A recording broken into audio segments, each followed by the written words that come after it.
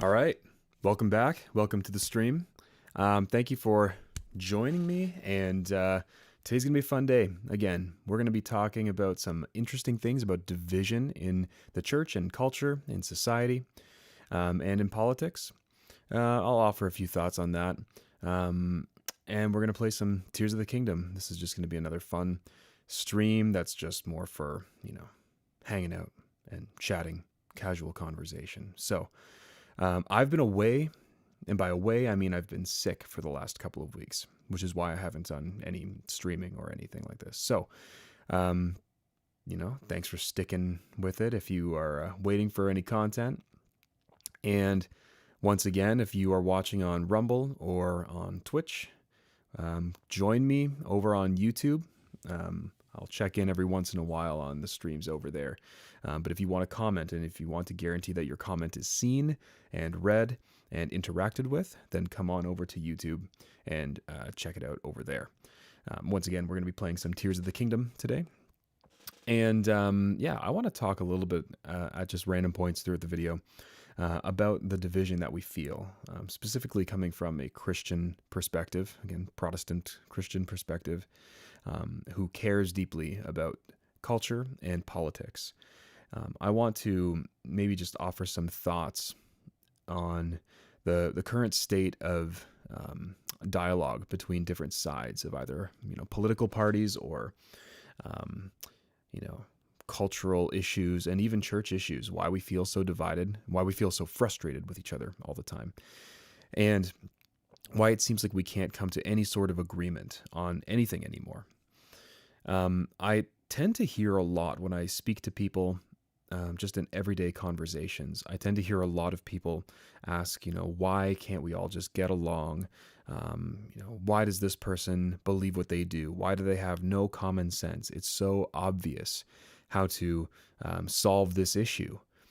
And I always think to myself, I'm like, it's not that obvious. It's not, well, it is obvious in the way that I tend to frame it. It's actually more simple than I think many people think, why we're so divided right now. And ultimately, I think it all comes down to values and what we think is good and evil. And I think the rift is so wide between different systems, moral systems, and how that manifests in society and in culture and in politics. It's so vast now that meeting in the middle is almost impossible because the gap is the size of the Grand Canyon. And so I want to talk about that a little bit and also just random things that come to my mind. So join me. We're going to play some Tears of the Kingdom and just relax and play. I was going to go back. I'll just get these on, but I was going to get back into Battlefield. But man, I'm having a hard time. With it.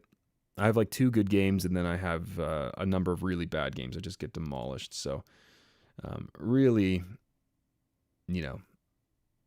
I enjoy it, but I need to take a break, to be honest. So I'll come back to that eventually. Battlefield is fun. It's overall very fun, but I'm gonna just relax and play some of Tears of the Kingdom for a little bit. I had one person in my personal life ask me if I'm going to play Call of Duty. And I'm like, no, I'm not going to play Call of Duty. The new Call of Duty I've seen overall is just getting awful reviews. So if you play Call of Duty and you love it, let me know. Send a message, comment, and tell me if I should play it or not. I have zero intention of playing the new Call of Duty, personally. Mostly because I'm just like, I'm 31 years old now, and I've got 2 kids, and I don't have time to get good at that game anymore. I used to play all the time when I was in high school and then a little bit in university, and I'm just like, I don't have the time to learn all of the movement and learn all the guns and the weapons and the strategies and the maps. I can't do it. It's too much. So I prefer slower paced games now. And by slower paced, I mean just normal paced games. I mean, seriously, I can't stand how obnoxious and exhausting it is playing Call of Duty nowadays. I think I was playing Oh, what's the last one that I was playing? I didn't buy Modern Warfare 3. Oh man, what would the last Call of Duty be that I purchased? It would have been, was it Black Ops 6? Maybe. And to be honest, I don't know if I can remember. Yeah, I think I remember playing a little bit of online, but again, I was getting cleaned up. I'd have 3 good games and then 10 bad games, and then 2 good games, and then, 8 bad games. And it's just not fun. And that's what video games should be. They should be fun, at least to a certain degree, man. Like, there's joy that you can get, and relaxing and leisure from video games that I just think, like, it's the same way that people, when they complain about people playing video games, I'm like, man, you know what? You watch TV, you watch your Netflix for hours. You'll binge a series. You're gonna go if you're gonna complain about people playing video games, and then you're gonna go and binge watch the new Stranger Things season that's coming out. I'm like, man, come on, you're being a hypocrite. Or if you're sitting down watching, a hockey game for whatever, 3 hours, and you're doing that nightly, or you're going from one game to the next, don't lecture us gamers. Don't lecture us about watching or playing video games. Sorry, that was a very fast segue. But I think that's important to think about too. I feel like video games get a bad rap from a lot of people who are kind of in that older generation. They don't get it. Like, this is our form of relaxing. This is our form of leisure. I'm not watching TV. I don't watch any TV, really. Am I going to watch the new Stranger Things? Maybe. To be honest, I've heard this take a lot, and I agree. It was dark in season 4. Like, season 4, I was kind of excited. I mean, the whole series is like, it's like meh for me on a comfort level, from a moral level even. But man, season 4 just went a whole other way. It felt really dark, felt really demonic. And I know that, whatever, there's explanations. It's like telekinesis. It's not spiritual, but it was just too much. The way that, some of the murders that were happening in there, I remember watching it with my wife, and we both kind of looked at each other and we said, yeah, we don't need to watch the rest of this. I think we both stopped watching that season, and I watched it while, like, fast forwarding through the most gruesome parts, because there's some stuff where I'm just like, that's gross. Like, come on. So if it's anything like the last season, I'm probably not going to watch it. I feel like I should, just for the sake of understanding the cultural moment, but I don't know. I'm pretty hesitant, to be honest. Anyway, let's play some Tears of the Kingdom. Oh, man. So last time I was here, last time we were playing,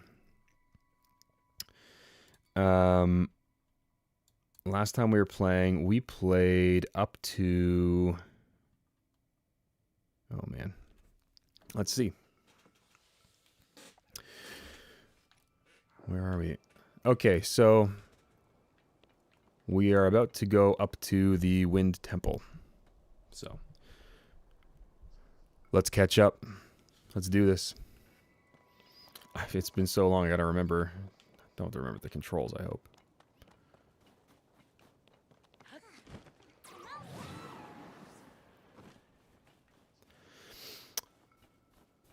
I think I've seen a few people, when they played through Tears of the Kingdom, they they would go through either the Wind Temple first or the Fire Temple first.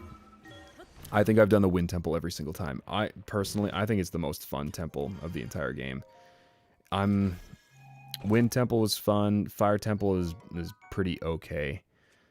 Oh wow, I got a lot of axes. Get rid of those. I think the most boring temple was probably the Water Temple. And a temple that grew on me was the Lightning Temple. Actually, sorry. My least favorite is the Spirit Temple. And going through, by that I mean, like, doing the whole construct thing. That was boring as heck to me. I did not enjoy that whatsoever. So I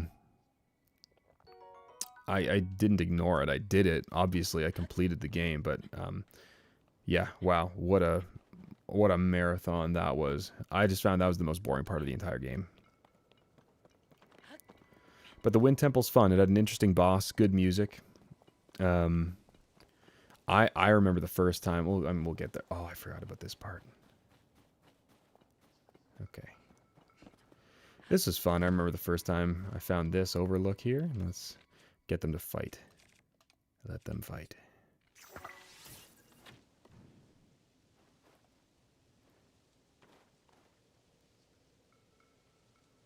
You make them fight, and then you collect all of their stuff. Go.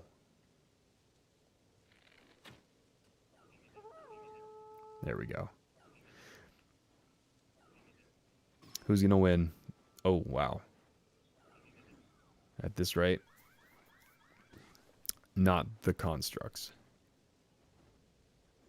That's embarrassing.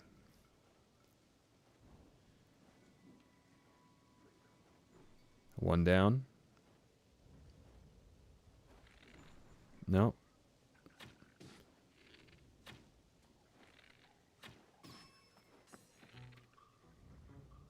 Oh, you know what? This is... There we go.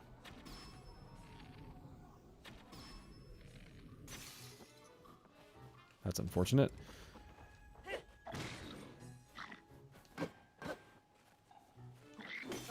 Oops. Okay, get that shield back up. Let me just get this guy. He scares me. Oh. Missed those dodges. That was pretty bad. What's in the snow here? Can't get it. Yeah, I think that overall, this is probably the most fun temple of the game. I don't know. Maybe that's a bad take. I don't know. Let me know. Let me know what you think. Going up to the storm, that was fun. That's what I was about to say, is that the storm was one of my favorite parts of Tears of the Kingdom. The first time you do exactly what I'm about to do. I loved every second of it, especially when I learned that you were going to go up and through the storm. That was enjoyable. So I'm looking forward to that. I mean, the first time you go through this game, I thought that it was a fun experience, and by experience, I don't. It's not like the generic experience. I actually was. I don't know. There's. I can't even say this. There's moments in the game that just make you go like, you know, oops, like wow. Oh boy. Oops. Nope. Get back up there. All right. I guess we're climbing.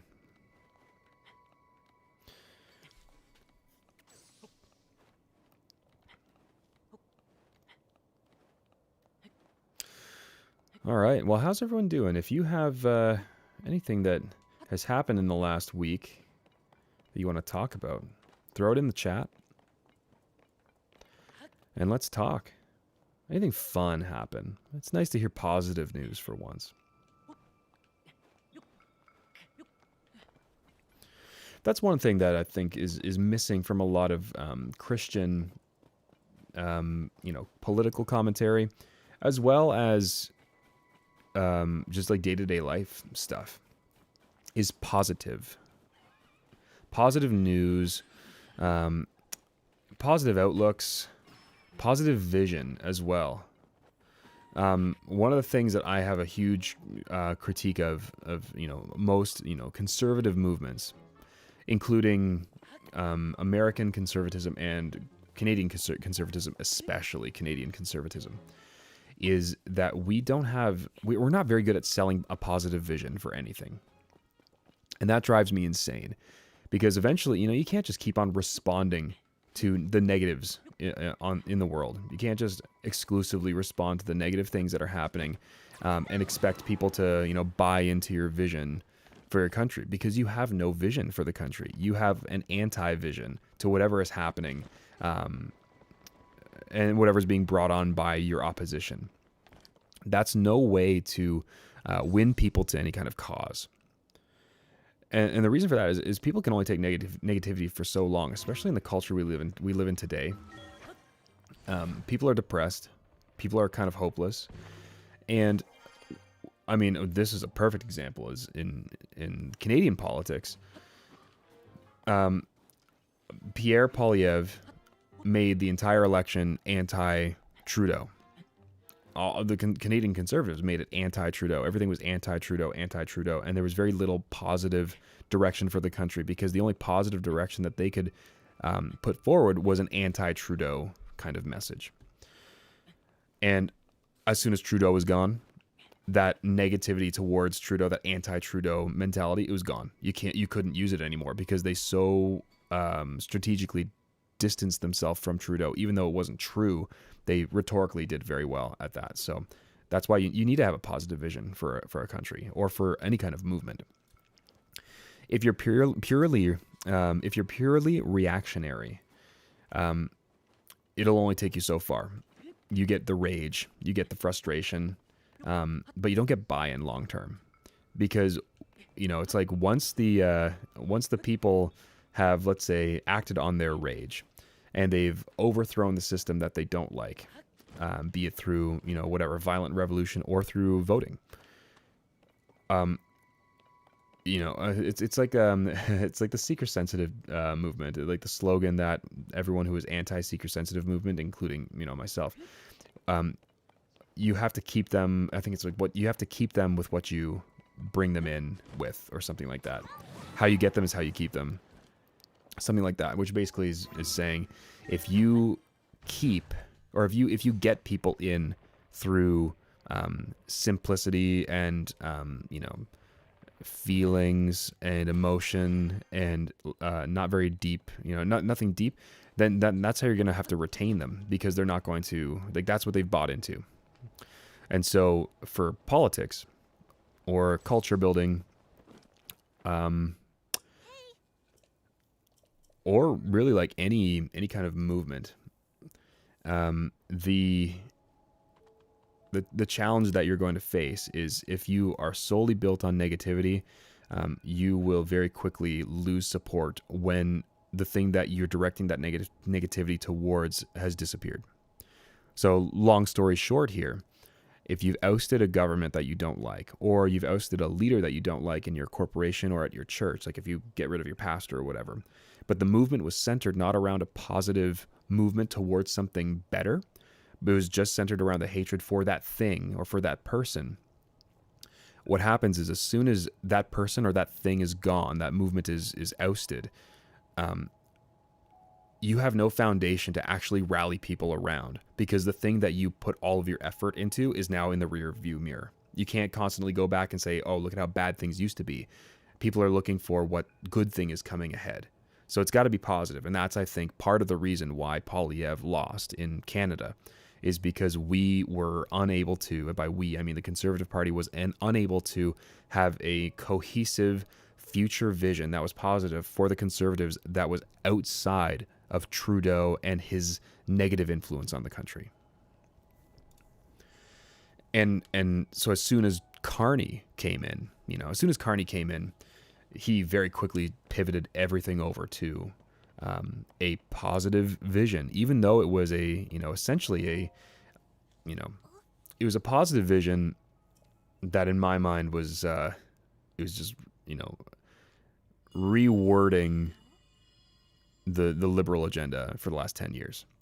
It's cleverly done, but I digress.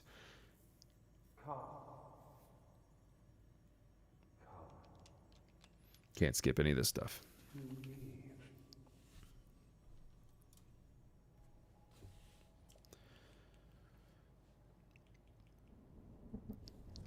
So yeah, that's the issue that I find with positivity and negativity, if a movement is built on negativity. And trust me, there's a lot of negativity. There's a lot of negative things that you can criticize about current governments.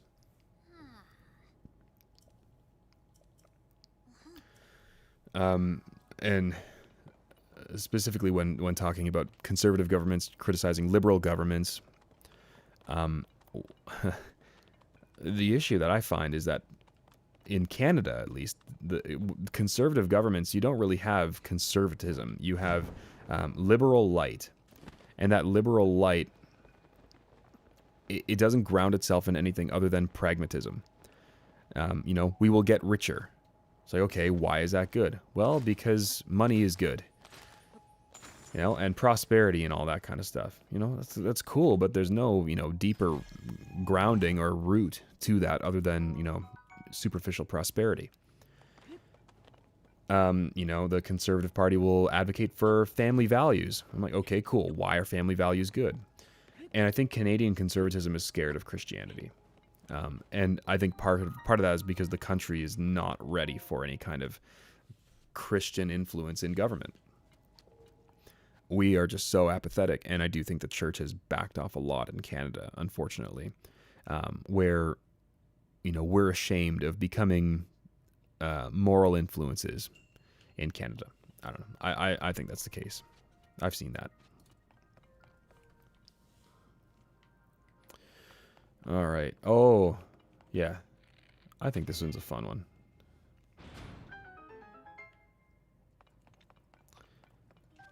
Did I read it properly? I don't think I did. Never mind.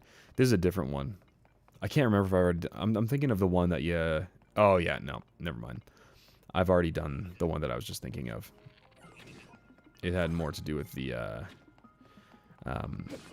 time ability.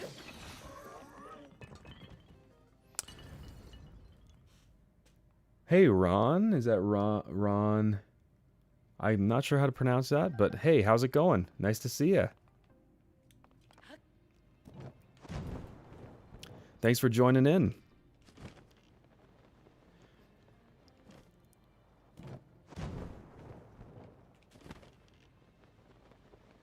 That was a bad jump.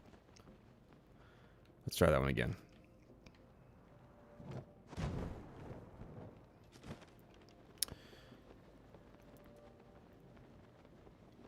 All right. Where am I from? I'm from Canada. I'm in kind of like I'm actually I would consider myself almost barely Canadian in terms of geography. I am near Niagara Falls in Ontario, Canada.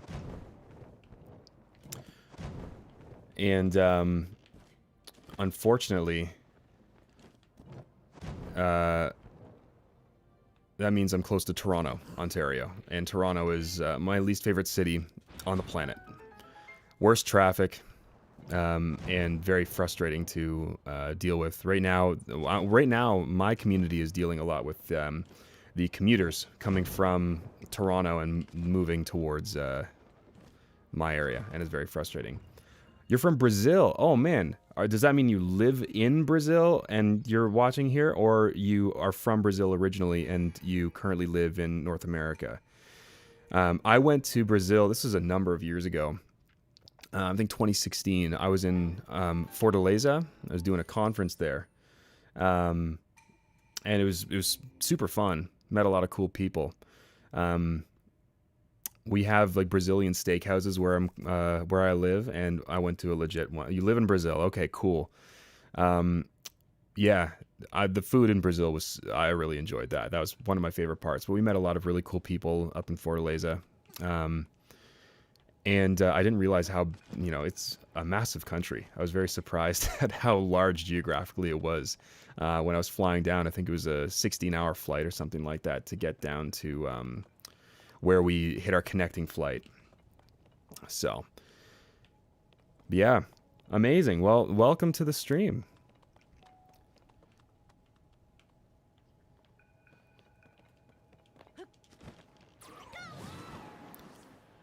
Let's see if I can catch. I remember the first time I played this section of this climb, I died. This is probably one of the first few times I died in this game. Well, because of dumb mistakes like that. Amazing. Well, hey, thanks for checking in from Brazil. Very fun.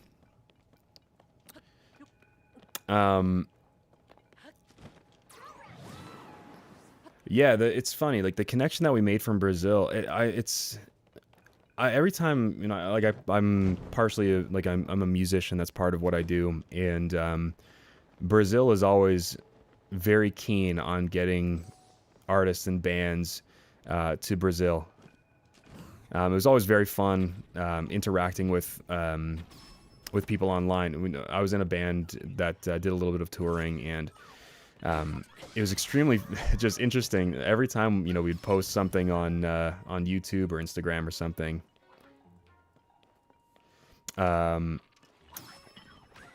Yeah, we'd be on YouTube. We'd post something on YouTube, and then a lot of the comments would end up being like, "Hey, come to Brazil. We can't wait for you to come to Brazil." And I'm like, "Man, I don't know if we're gonna come to Brazil, but yeah, that'd be so fun. I'd love to come to Brazil." It's already midnight. Hey, you know what? Amazing. Thanks for coming in and checking everything out. And yeah, please come and check out more streams. I'll be posting more videos now that I'm no longer sick. I'll be posting some more videos, and yeah, have a good sleep. Thanks for checking in, and hope to see you again sometime soon. Yeah, I do have fond memories of Brazil.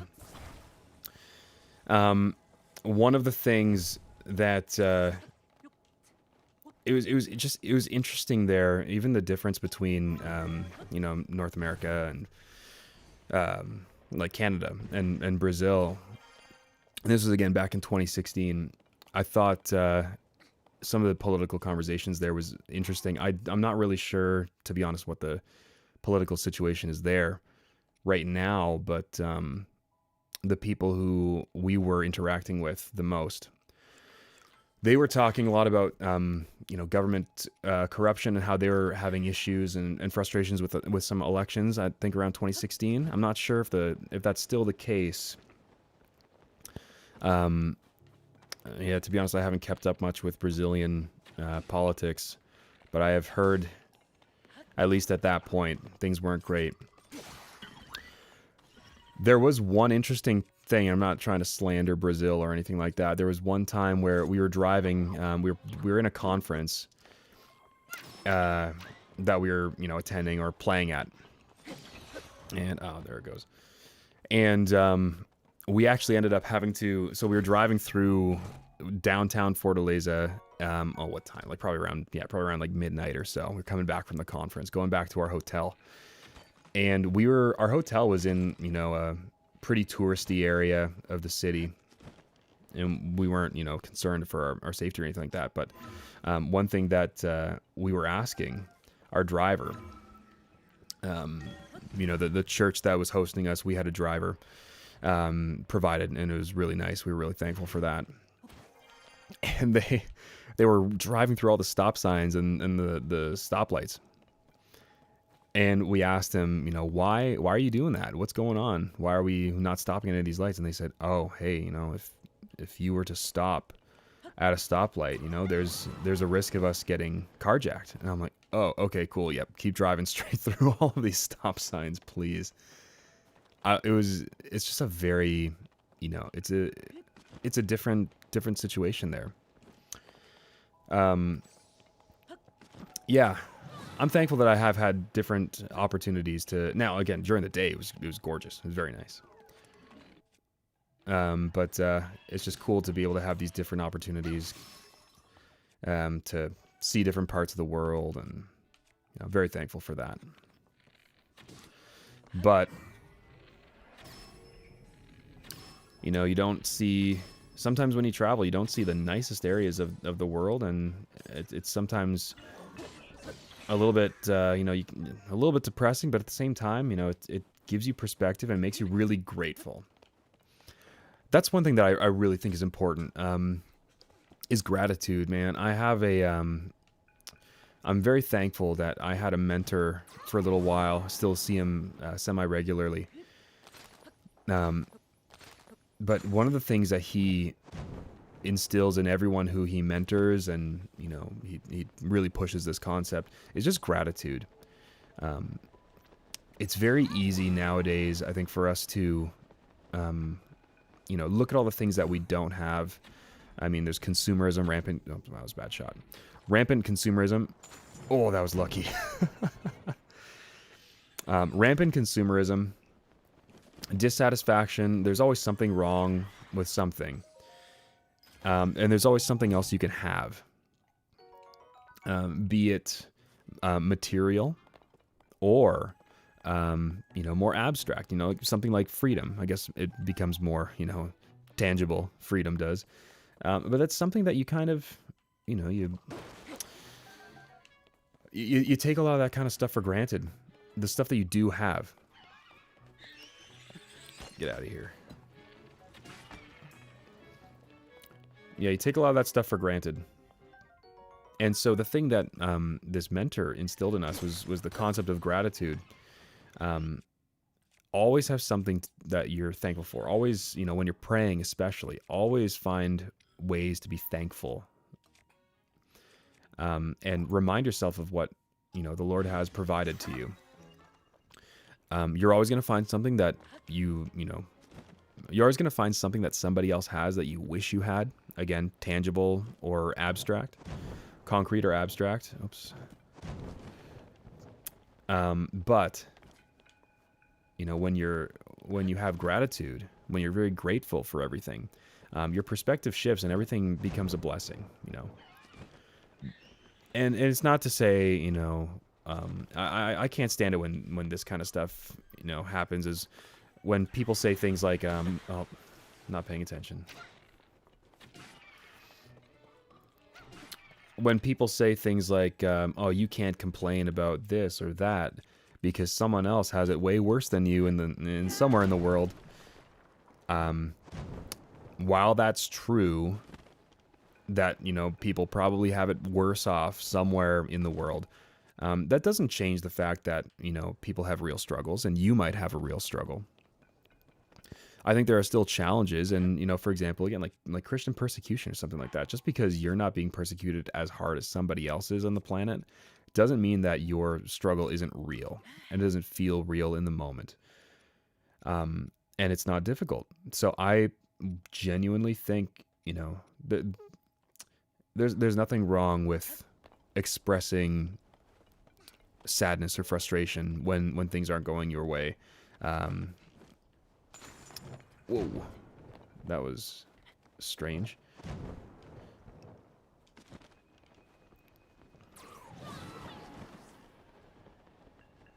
But to have a mindset of gratitude is amazing, because you can always think of something to be thankful for. We're constantly told in the Bible, give thanks, give thanks, give thanks, be thankful, be thankful, be thankful. And even in persecution, you can give thanks for something. You can even give thanks for the persecution that you're facing, which sounds strange, but, really, you will receive a great reward for for facing persecution as a Christian. So, I personally am just like, I get it. Thankfulness, be thankful. That was a massive waste of that. I shouldn't be cooking this like prime meat. I've only got 4 hearts right now. Hello again. Yeah, I think like for thankfulness, I mean, when I'm thinking through all the things that I don't have in life, I think through, I think of things like, prosperity. I see some friends where I'm like, man, I wish I had, your car or your house or, your opportunities in work or something like that. It's so easy to become jaded and then entitled as well. You criticize God for, not providing, fairly. What did this guy do in his life to deserve that? Why does he get these luxuries and I don't? Where's my nice car? Where's my Audi? Where's my Lamborghini? And I think it's wrong-headed.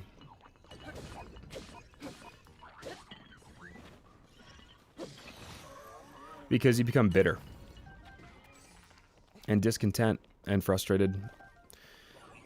And there's always something you can be thankful for.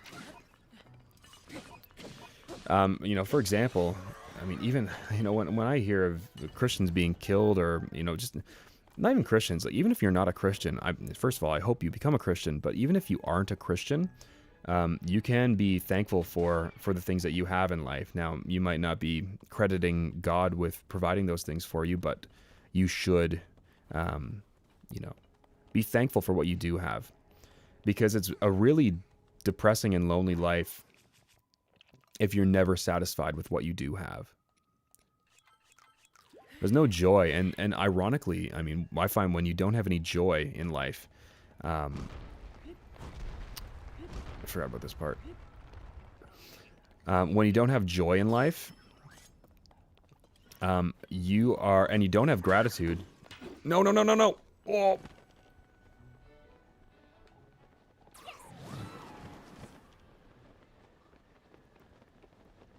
Okay, kind of saved it, but that was a big mistake. What a waste of time. Alright, how do I get back up there? Fast.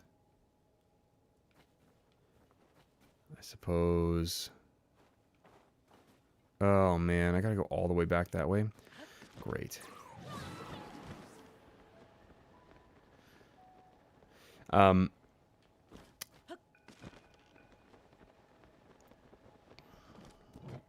What was I saying? If you're... oh, that's what I was saying. Okay, so if you're not thankful, and you're constantly comparing yourself and what you have to other people, that makes you bitter, it makes you frustrated, and it lacks, or it makes you lose motivation almost, because you're kind of down. You're downcast, you're frustrated, and that's not a motivator for you to succeed or do any better, or to receive more, or to earn more. You become entitled, and in your entitlement, you tend to just kind of sit around wishing you were somebody else, or, wishing you had the wealth or the freedom or the opportunities that somebody else had.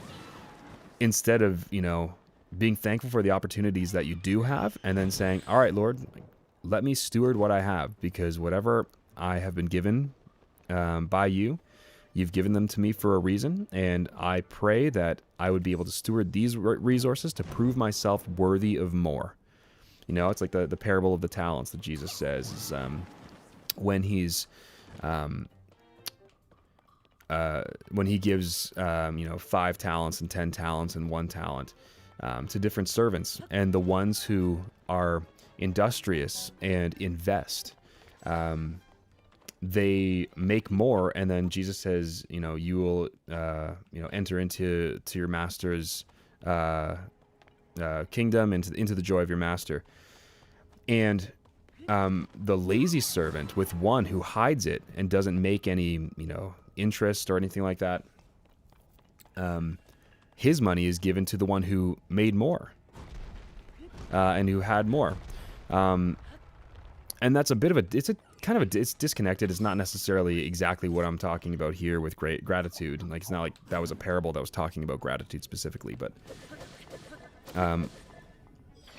I do think that when you are, I think when you are thankful and grateful for what you do have, you are inspired and driven to do more with what you have in order to get more, not for your own personal pleasure, but because you want to steward more resources and more opportunities. And so I think that if you are someone right now who is struggling with bitterness because of your lack of resources, that's hard. It's a hard position to be in.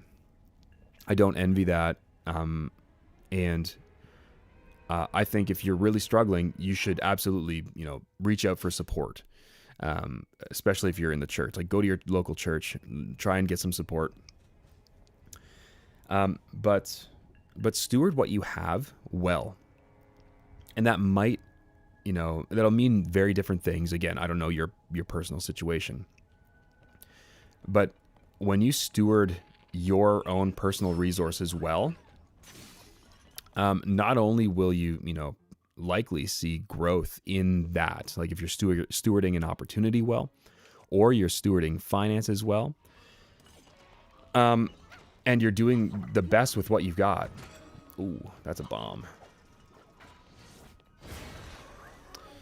If you're doing the best with what you got, gosh, people tend to notice that. So let's say, you're looking for a promotion at work, but you are, your position is a little bit lower than what you want. Instead of saying something like, "Oh, I'll work harder when I have more influence," do what you can with the position that you're in, even if you're a custodian. And not to say that's like a low job or anything. We need custodians, absolutely. But if you think that that's low and you're not going to, try hard until you get that big opportunity, I think people are going to miss out. Like, you're going to miss out on opportunities because people are going to look at you and say, like, "Oh, he's not really trying that hard," or "She's not really trying that hard." I remember saying, like, even to one of my employees, I was saying, "Hey, like, I really want to see, you improve in this area. I'd love to see you show more initiative. I'd love to see you, whatever, put a little bit more effort into this, because in the back of my mind, I'm like, I want to see you grow because I want to eventually promote you and give you more responsibility." And his initial response was, I just figured, as much as I want to, I didn't think that was, it's not like he didn't say that it wasn't part of his job, but he's like, "Oh, I just didn't think that I had the, the ability to do that, or I didn't think my role was important enough to do something like that. I would do that, if I were maybe to get this job higher up, if I were to give him some kind of promotion." And I'm like, well, not really. Like, I said, if you want to be in charge of people, let's say, but your job isn't a manager. Let's say you're a volunteer. This is church, for example. Let's say you're a volunteer at church and you want to become employed. Let's say you're a musician and you're like, "I'd love to be like an assistant music director, associate music director," or something like that. And you say, I'm going to show up and I'm going to do my part. I'm going to play the guitar, play the drums, whatever. And that's all I'm going to do because that's what my role is. And then I would really love to lead teams and lead a band one day. I think that'd be so fun. And I think I'd be good at it. But I'm not going to do it until I get the job or I'm given the responsibility. I'm like, that's kind of like, I get it. You don't want to overstep your boundaries. But at the same time, I said to, I've said this multiple times to volunteers and staff. I said straight up, I'm like, I'm looking for you to show me that you want to do this and that you are able to do this. So I said, the best thing that you can do for me right now is show me that you want to lead and that you can lead people. So take initiative. If you're just a volunteer, look for more opportunities to serve and lead people. Ask, "Hey, can I music direct? Volunteer as music direct as a volunteer one day." And my response is always like, "Absolutely, you can." If people are asking for more responsibility, I don't want to be the one that holds them back from that responsibility.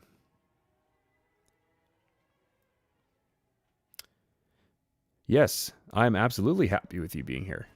Totally. Yeah, I can't see, like right now, just so you know, what I'm watching, like on my screen, I see, I can't see who's like actively on the stream or anything like that. I'm sure I can figure out a way to set that up with my screen setup. But I can see the comments. So yeah, I'm not really sure, like who's all watching. But yeah, I'm very happy that you're here. Yeah, I'm just looking to chat and interact with whoever's here and to share some thoughts.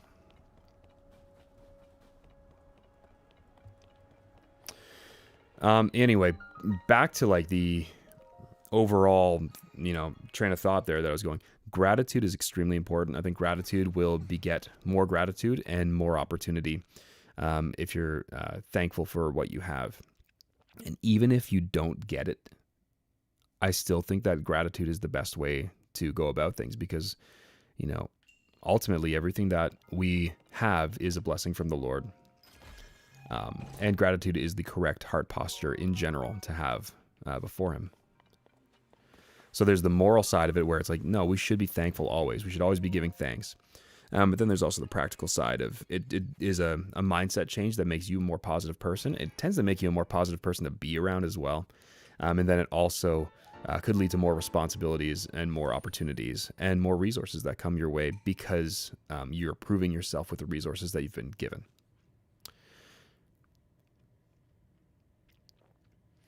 Yeah, absolutely. Yeah, no, I'm happy that you're here.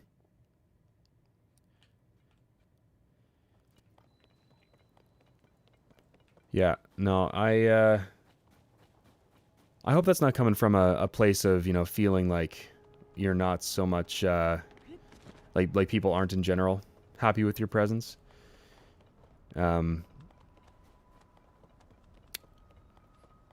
But yeah, no, I'm genuinely happy that you're here. I'm here. I'm happy that you're listening, you're chatting. This is fun.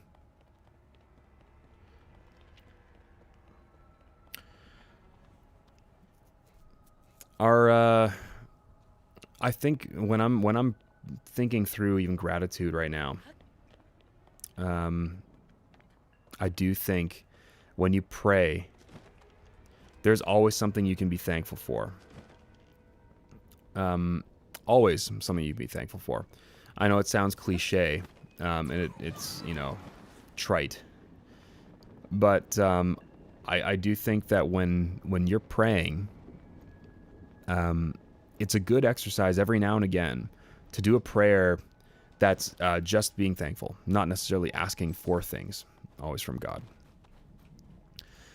For example, I'm gonna go get this tower. I think this is the one that was close by. Yeah, that's the shrine there. Yeah, you can always think of something more to be thankful for. So, for example, if I were to pray right now, you could, I could pray, thank you, Lord, for my family. Thank you for my wife, my children. Thank you for my job. Thank you for the air that I can breathe, the breath in my lungs. Thank you for the fact that I woke up this morning. Get even smaller and more, what seems to be, insignificant like that. Because it's good that you're alive, It's good that you are, breathing right now. It's good that, whatever job you have because it is a means to provide, even if it's, let's say, not enough right now. So you still have it. And I think you can still be thankful for that kind of stuff. Yeah, it's hard because in the moment, some people really struggle with,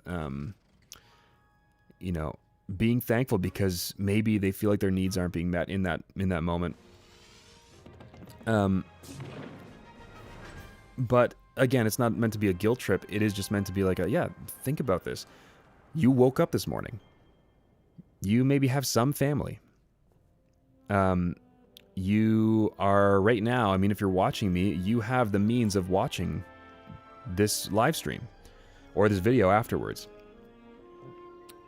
That means you have a phone or a computer or something, some kind of access to the internet. That's amazing.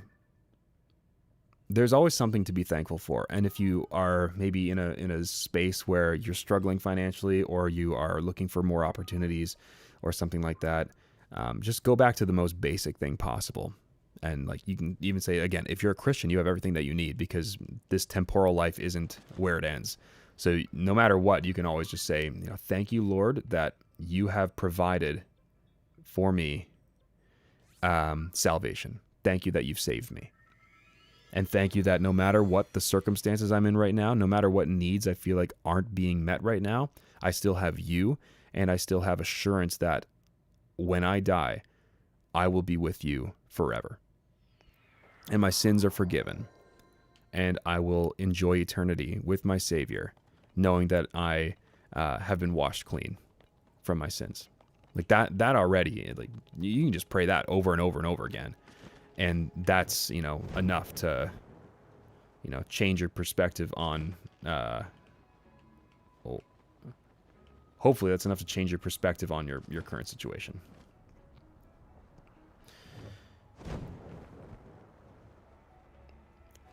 And, if you're really struggling again financially, or even, if you feel lonely, or tired, worn out, whatever it is, if it's not a material need, it's an emotional need, again, please, like, go reach out and check out a local church. And nowadays, we are so, we're so connected, but so isolated at the same time. Is this a... No. We're so connected, but so isolated at the same time. And being on the internet is, it's great for some form of community, but it's not the same as actually, talking with people one-on-one, or talking with somebody one-on-one in person. So please get connected to a local church and get a good, godly community around you. And so, yeah, even for you, Ron, I think if you are, if that comment is coming from somewhere where you feel like you are, lonely, or you feel frustrated or rejected, I would encourage you, if you're a Christian, get involved in your local church, and try and connect with your pastor. If you're not a Christian, I think obviously I would say, please consider it. Put your faith in Jesus, and join a local church. Repent of your sins and put your trust in Jesus Christ. And in the meantime, if you are struggling with something like that, absolutely, try and find other ways to get involved in your community, even if you don't have friends or family around you. Yeah, but ultimately, I think realistically, my solution, and I think it is the only long-term solution, would be to become a Christian, follow Christ, and join the church, join a local church. Man, I am dropping the ball here hard on this this section, so I'm gonna go this way and try again. This was the moment in the game where it was my first, like, oh yeah, this is cool. This game gets it. It was when I was flying up here and thinking, like, are they going to make me go out through the top of the storm? This is so cool. I kept on going higher and higher. And now we're here. Oh, and there's another boat. Yes. Oh, this is such a cool moment, man. Such a good atmosphere. I just realized I have 5 minutes and 42 seconds left on this one, and then I've only got one more cold resistance bit of food. So I've got to finish this within 15 minutes. I think it's possible. Yeah. Oh, this is such a cool moment.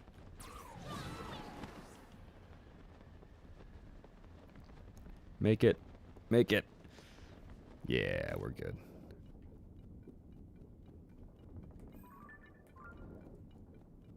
Cool view. All right, let's jump. Here I am saying that I got to get this done fast, and I'm wasting my time looking at the view.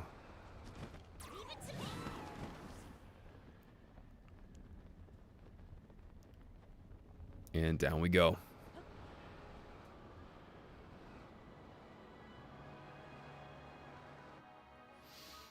Again, great music in this one. I love it. Very fun.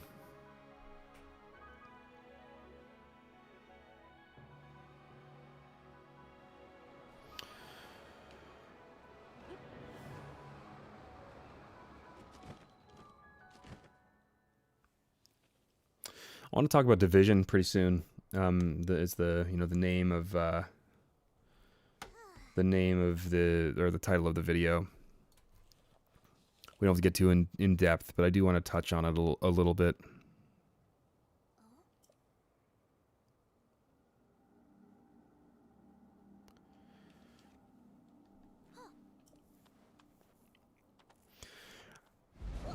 The first time I played through this, obviously I didn't know what was going to happen. But I like how, you can actually look through the little grate here. And you can see the boss of the dungeon somewhere. Any second now. Where are you?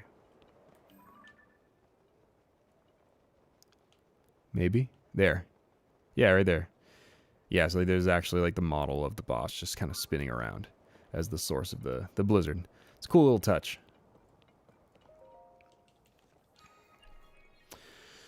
Alright, let's see if I can get this dungeon done nice and quick. And then we can get out of the darkness. That's the one downside I found of really, this temple in particular is it's constantly dark because it's just a bunch of clouds. I'm not a huge fan of that vibe.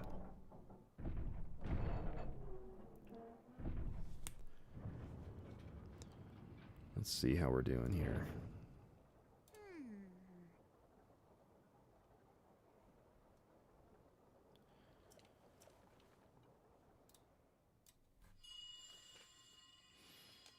More glowy conversations. Brave fledgling. There are still 5 locks secured. See if I can look up a passage that I'm thinking of really quick. Use your power to release all 5 locks, and the hatch should open. I feel like it's in Thessalonians, maybe.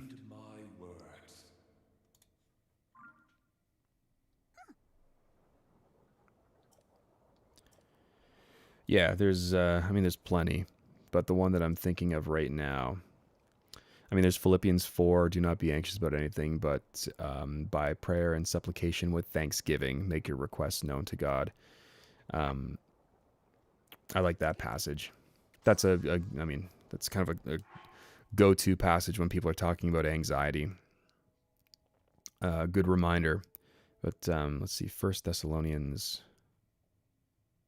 5.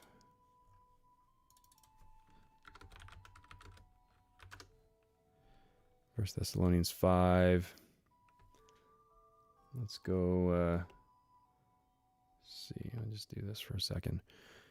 5:18.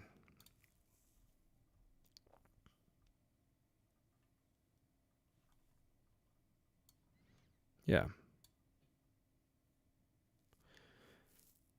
So this is kind of like in this moment in Thessalonians. Let's see if I can get this up here. Hey, look at that. We're professional here. So this is 1 Thessalonians chapter 5. It's kind of closing off. Kind of looking here. Yeah. And we exhort you, brothers and sisters, warn those who are idle, comfort the discouraged, help the weak, be patient with everyone. See to it that no one repays evil for evil to anyone, but always pursue what is good for one another and for all. Rejoice always, pray constantly, give thanks in everything, for this is God's will for you in Christ Jesus. I think like when I read this passage, I just think like rejoice always, pray constantly, give thanks in everything. Like I'm not good at praying constantly, man. I'm not good at praying constantly. I'm not good at giving thanks in everything. I'm not good at rejoicing always. It's hard a lot of the time, when you're in the moment, it's really difficult. In hindsight, it's often way more simple. In hindsight, it's way more simple to look back and say like, oh, I see the Lord in that. And it's truly a spiritual discipline to look at your current situation that you're in right now and give thanks to the Lord for what you're in, for the trial that you're in, and for what he's provided you up to that point. It's a spiritual muscle that needs to be worked out, because that muscle, to rejoice always, to pray constantly, to give thanks in everything, that muscle will atrophy very quickly, especially when you give too much room in your life for, comparison or dissatisfaction or, anything like that. You have to be exercising that muscle constantly. And I do find that one of the best ways that I have found to do that is literally, like we tend to romanticize the idea of prayer, I think. We'll think like we need to get into our prayer space. We need to, read a passage of scripture or whatever. And then we need to close our eyes and pray for, 45 minutes straight to make this an effective prayer, and heap up all these words like, we're told not to do, hypocritically, like the Pharisees, is like think that we're heard because of our many words. Oftentimes I find the prayers that are the most helpful for, practicing and flexing the muscle of gratitude and rejoicing always and praying constantly is in your day-to-day life. You're driving your car down the highway and you see, whatever, you see the sun, and you say like, oh, Lord, thank you for this day. Thank you. That's beautiful out. And that's the extent of your prayer. That's it. Just small things, very practical things in the moment. Like for me, I'm like, man, I get to look at my kids, and I see them, and instead of just letting that moment pass, I say like, Lord, thank you. Thank you for what you've given to me. My wife, like, thank you, Lord, that I found a woman who loves you and who wants the same thing that I do for our children. You take some toast out of the toaster and you say, Lord, thank you for providing this food. It's just the small things. The small things, practice that, it works out that muscle so effectively, because when you work that muscle out, it's so strong that it's almost instinctive for you to rejoice and be thankful and pray without ceasing in the hard times when they come up. It's your first thing that you'll do. And I need to be better at that. And I encourage you to do the same thing. Anyway, let's try and get back. Let's beat this temple. And then we'll talk briefly. How long have we been going? I'm going for an hour. All right, not bad. Wait. Only an hour? And it's 10:40 right now. Man. Okay, well, let's go quick. See if I remember the fastest way to get this temple done. I believe it's this way.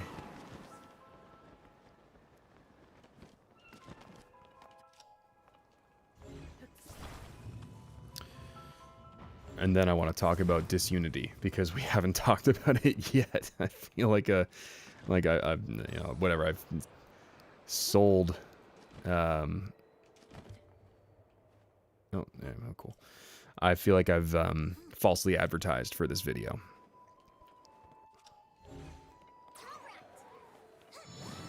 I just want to get these over with. I feel like it's funny. The worst parts of the temples are the temples themselves. Oftentimes, even the water temple, the climb is more fun. That's not true actually for the spirit temple. The spirit temple is more fun than the actual, like, the climb to it, or the process to get to it. The process is pretty boring in the spirit temple. Well, that's not helpful.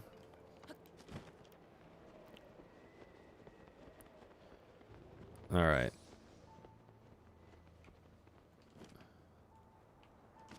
Let's do this one next.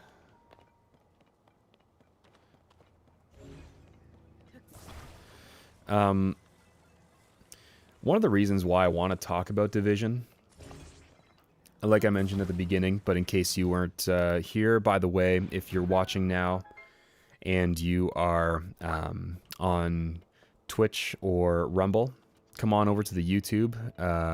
Sounds so boomer. Like, come to the YouTube. Come on over to the YouTube channel, and that's where I'm going to be more actively monitoring the chat. If you have something to say, I'll check in if I remember to on the other ones, but unfortunately, I'm low tech at this point, at least. So I'm not monitoring all 3 streams at once. But if you come over to YouTube and comment, I will be seeing it right in front of me. I got to work on that. If anyone has any suggestions for a solution that doesn't include paying a whole bunch of money for a restreaming service that also combines all chat, you know, I'm all ears. Let's get this one open too.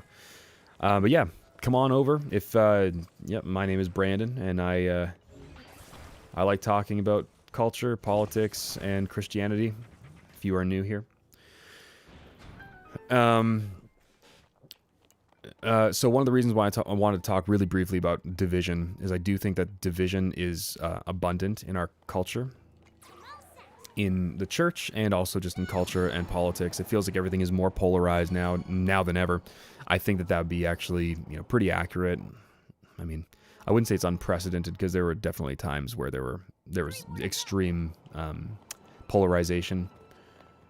But hey, you know, I didn't live back then, so I have no reference for it. 1 minute left in the cold resistance. I wanted to talk about it because I think a lot of people do tend to have a misunderstanding of, I suppose, like the culture and the why. Like, why there's such stark differences. Oh, actually, I think I have to go down the side. Why there are such stark differences between ideologies right now, political ideologies, and you know, different movements that we see in public life. I'm gonna throw one of these. Nope, I actually want that one. Throw this one out.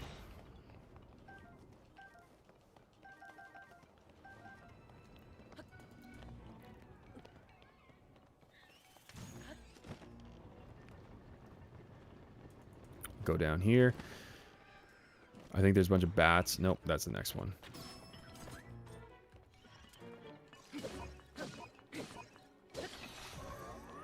Another strong construct bow. That's helpful. No, man, what just happened there? There we go. Strong ones. Give me the strong ones back. Thank you. Yeah, one of the reasons why I find it so important is because it is polarizing. Everything is polarized. And we don't know how to respond to it, because I think everyone still assumes that everyone else around them has the same motives and same end goals as the others, as others around them. And I think that is incorrect. I think if I had to kind of think through what I see anecdotally, but also just in my own experience elsewhere, and what I see online, whatever. I know online isn't the real world, but it kind of is at the same time. What I've noticed is, you know, the polarization that's out there is due to a difference in values, in systems, in moral systems, but also even in I would say, like, the source of our value, like the source of our ethical systems.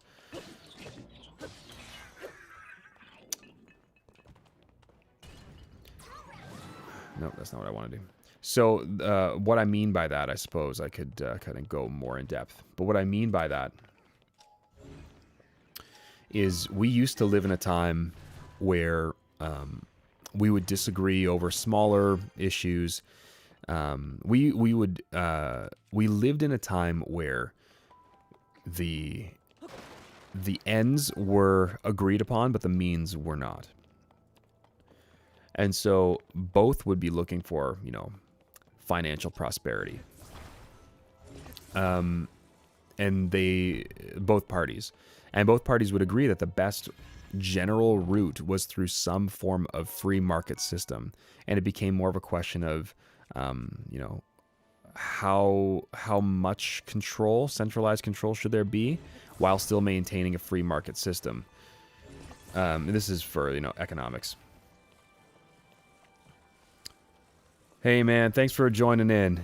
Have a good sleep. It is 1 and it is 1 for you. It is almost 11 o'clock for me, so I get it.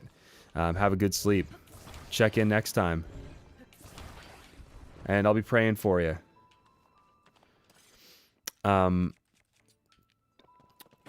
Yeah, there used to be a disagreement over, those kinds of things.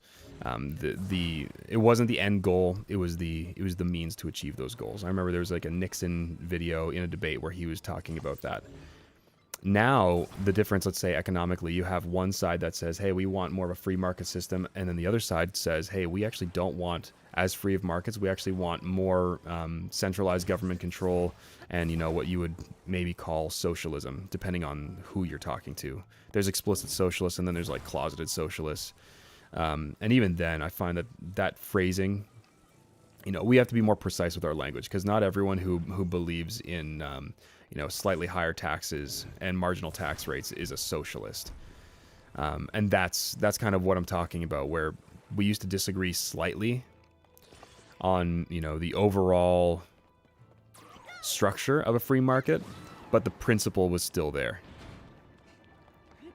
of free market.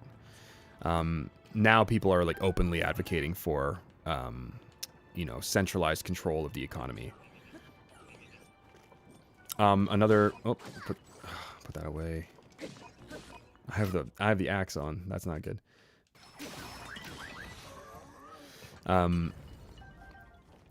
Social issues would be another great example of this. Is that you've got, abortion, for example. The goal. I mean, the goal was always some kind of like sustainability with the family, to a certain degree. And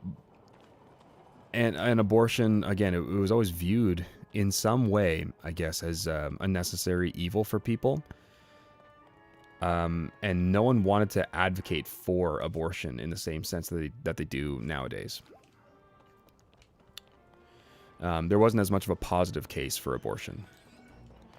It was more of like, hey, we're just going to allow this to happen because we should, allow women to make this choice in the direst of circumstances. Now, I disagree with that, but that is still, I'm just saying, like, how I think it was framed. I messed that up. And now this cannon's going to shoot at me.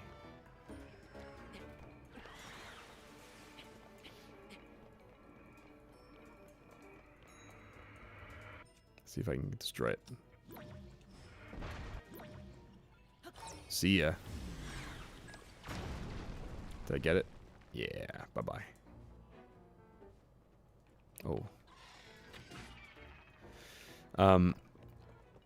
Anyway, it's a tricky one, but the goal, the goal was never really like, hey, we're going to, outlaw abortion or something like that.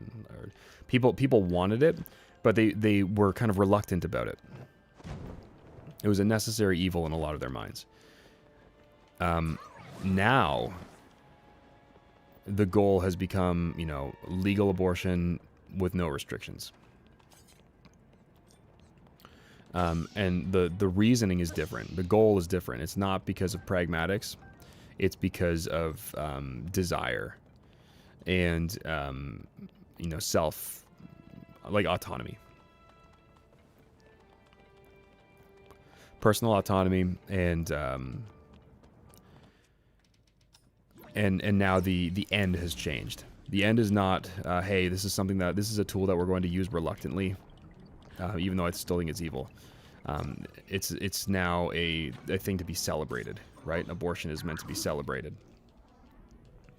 And so the division is there because, one side could have said, like, hey, I disagree with you that this is a necessary evil, but at least we both agree that it is an evil.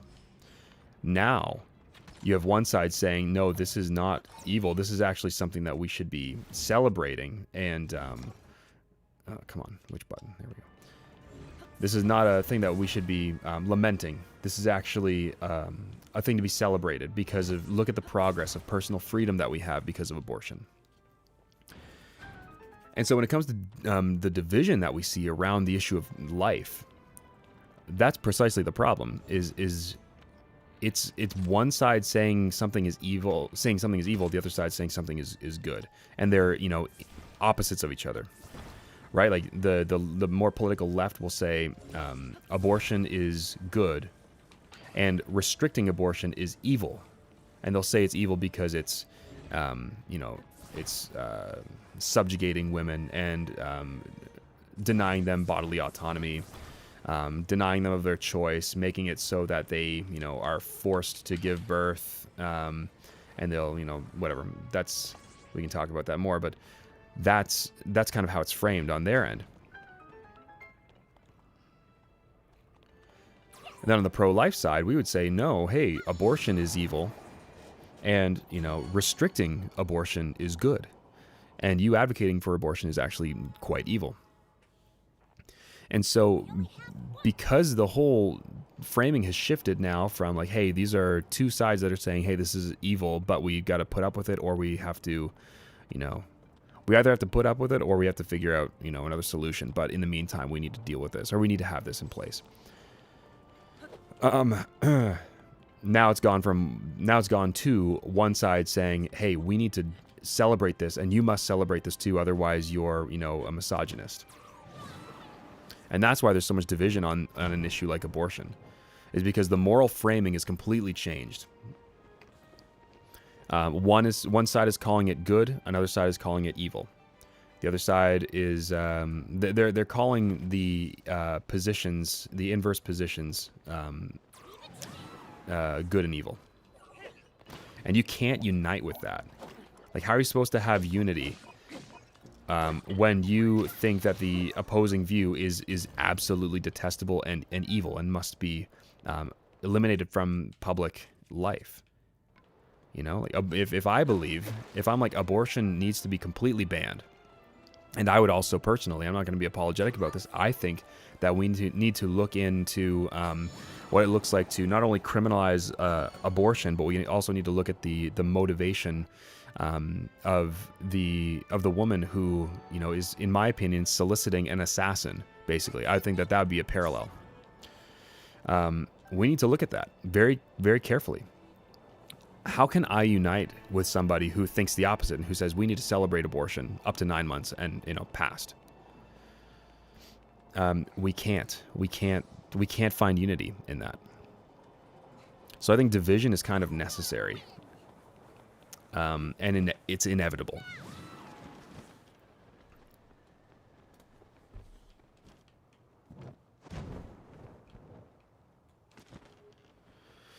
And so, when it comes to division in politics, the rhetoric has changed significantly as well. And it's because, again, the moral framing has changed. The moral framing is no longer, debating about marginal tax rates and healthcare. It's now over issues that are that used to be viewed as, morally reprehensible. And one side is advocating for it, another side is advocating against it. And the side that's advocating against a lot of those things and restrictions, I've mentioned this before, I think they face an uphill battle. We face an uphill battle because we're fighting against human nature.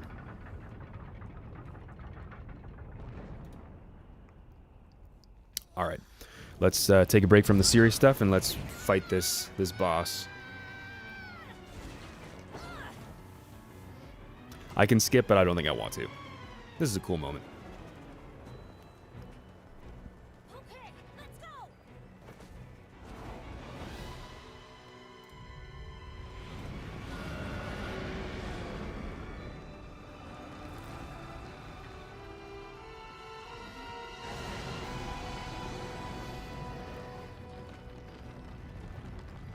I love this dramatic, like, we've got to take it down. Causing the blizzard.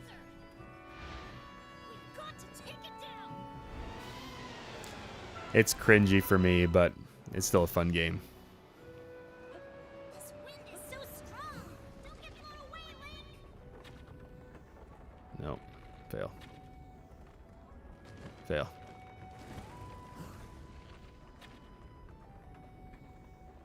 Is there one right here? Yeah, there. We'll get this one. Gosh, man. I'm not having an easy time.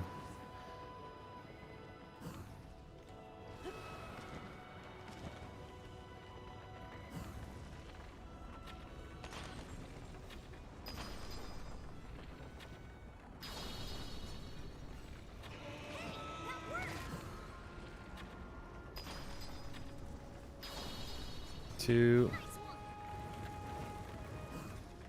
Where's the third?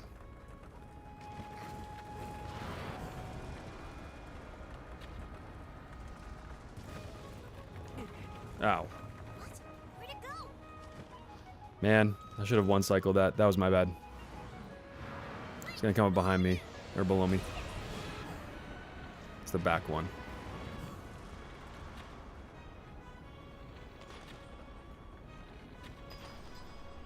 Get it?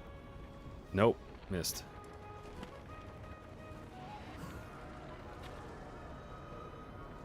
Yeah. There we go.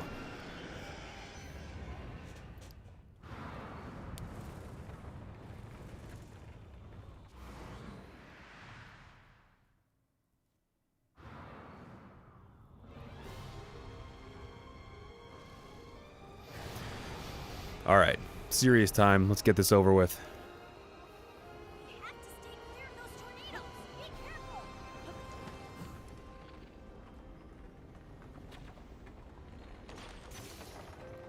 Ah.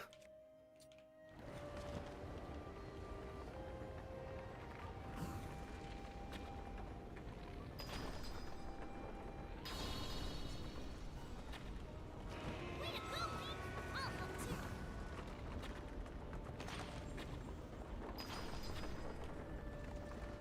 Did I miss that one?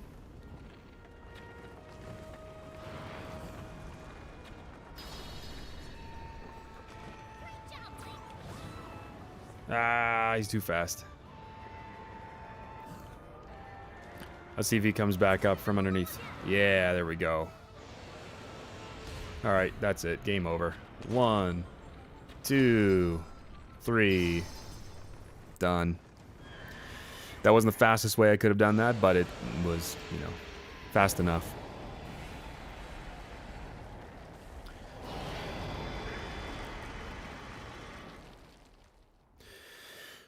Yeah, so for division, I would say that in my opinion, there are some things that are good to divide over, whether they're political or, you know, cultural or religious. You know, I'm a I'm a Protestant, and I know some people who watch this are gonna be like, "Oh, cringe, bad. I don't want to listen to a Protestant talk, a prot." I'm like, no, I'm a proud Protestant, and people on my own side will be like, "You're not actually a Protestant because you're, you know, whatever, low church, whatever." And I'm like, I'm kind of like in between. Anyway, that's a whole other conversation. The Protestant Reformation, and, you know, the split between the Eastern Orthodox and the Roman Catholic Church, those were separations and divisions for good reason, because both saw a corruption.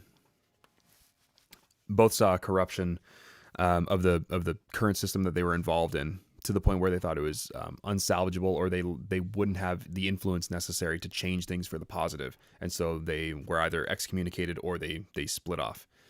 So sometimes these doctrinal issues are good for us to divide over. So, for example, this is a great example for Mormons and Christians. Mormons, we can seek unity as co-belligerents in you know, in, let's say, political matters or cultural issues. Like, I will go arms length with, you know, a Mormon if we're talking about, hey, let's try and end abortion. But I will not give credibility to their theology or to their movement, because I think it's heretical, and I think it is not. It's not the gospel. It's actually anti-gospel. And so I will unite with them to a certain degree, but I'm going to divide from them with the weightier matters. And so division is actually good because it keeps certain things pure. You know, the Bible talks about, you know, not in like 2 Corinthians, to not be unequally yoked. What does light have to do with the darkness? You can't intermingle them. They're not meant to be, you know, together in some kind of like intrinsic way, or like have fellowship with one another, light and darkness. I'm just going to skip all these cutscenes. And so division in and of itself isn't anti-biblical. Like, again, the 11th commandment is thou shalt be kind, right? Everyone says that. And it's not the case. Thou shalt be kind, or thou shalt not divide for any reason. Thou shalt not be divisive. I think there's problems with divisive people within Orthodox, and by Orthodox I mean like small o Orthodox Christianity, where they'll cause divisions and dissensions for secondary issues over secondary issues, but and that's not healthy. That's not healthy for a church. It's not healthy for an organization. That's not healthy for any kind of movement or political party, whatever. But all that being said,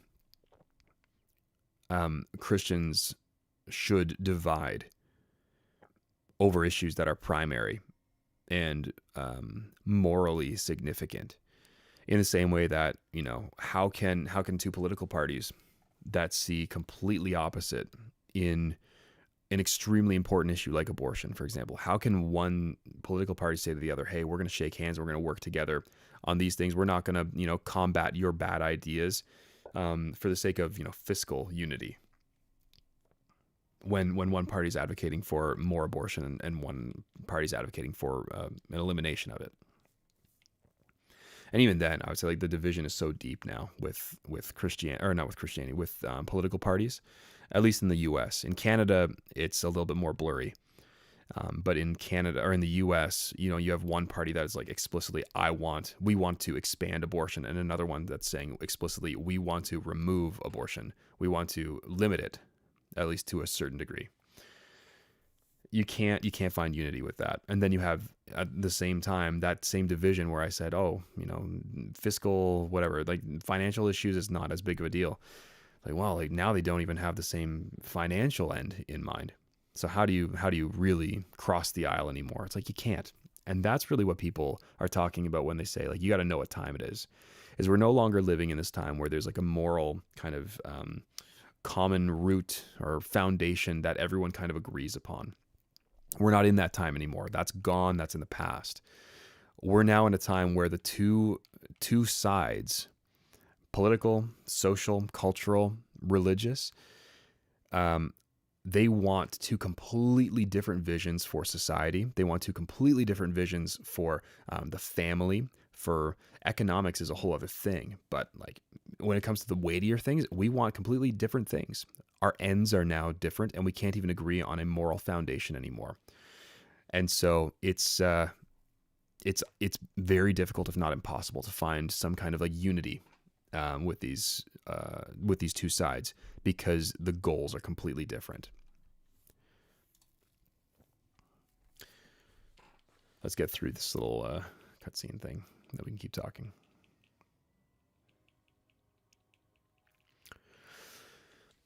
But it's like, I mean, I think the way that I described it with a friend, we were talking about this, and they were just like, I'm sick of all the division. I'm sick of all the,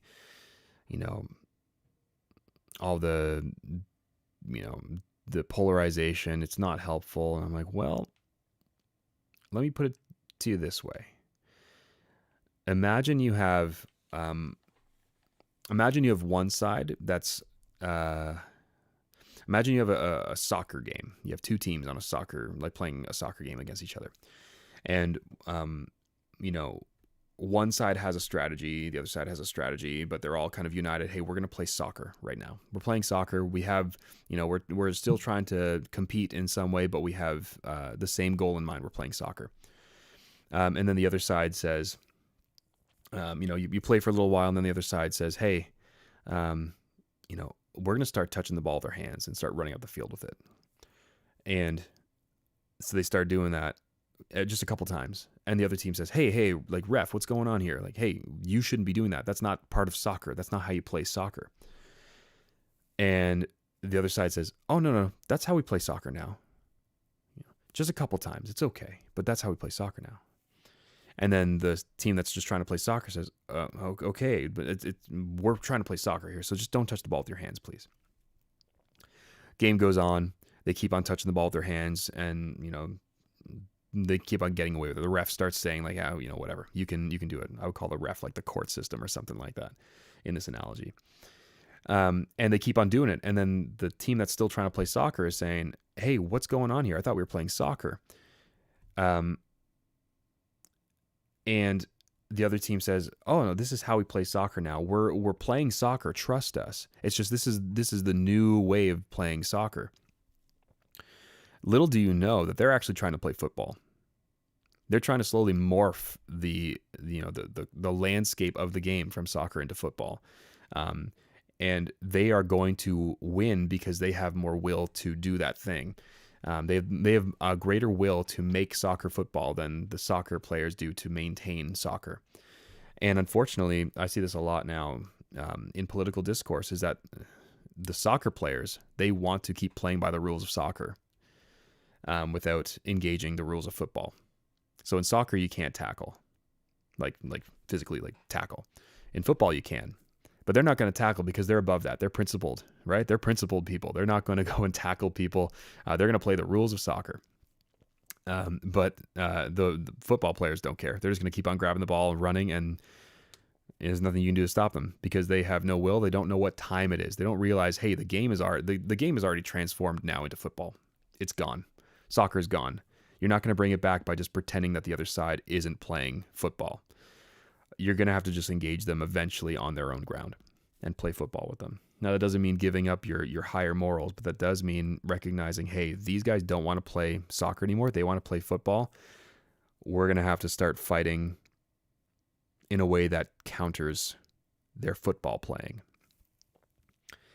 That was a bit of a segue, but ultimately the point is they have a different goal than you.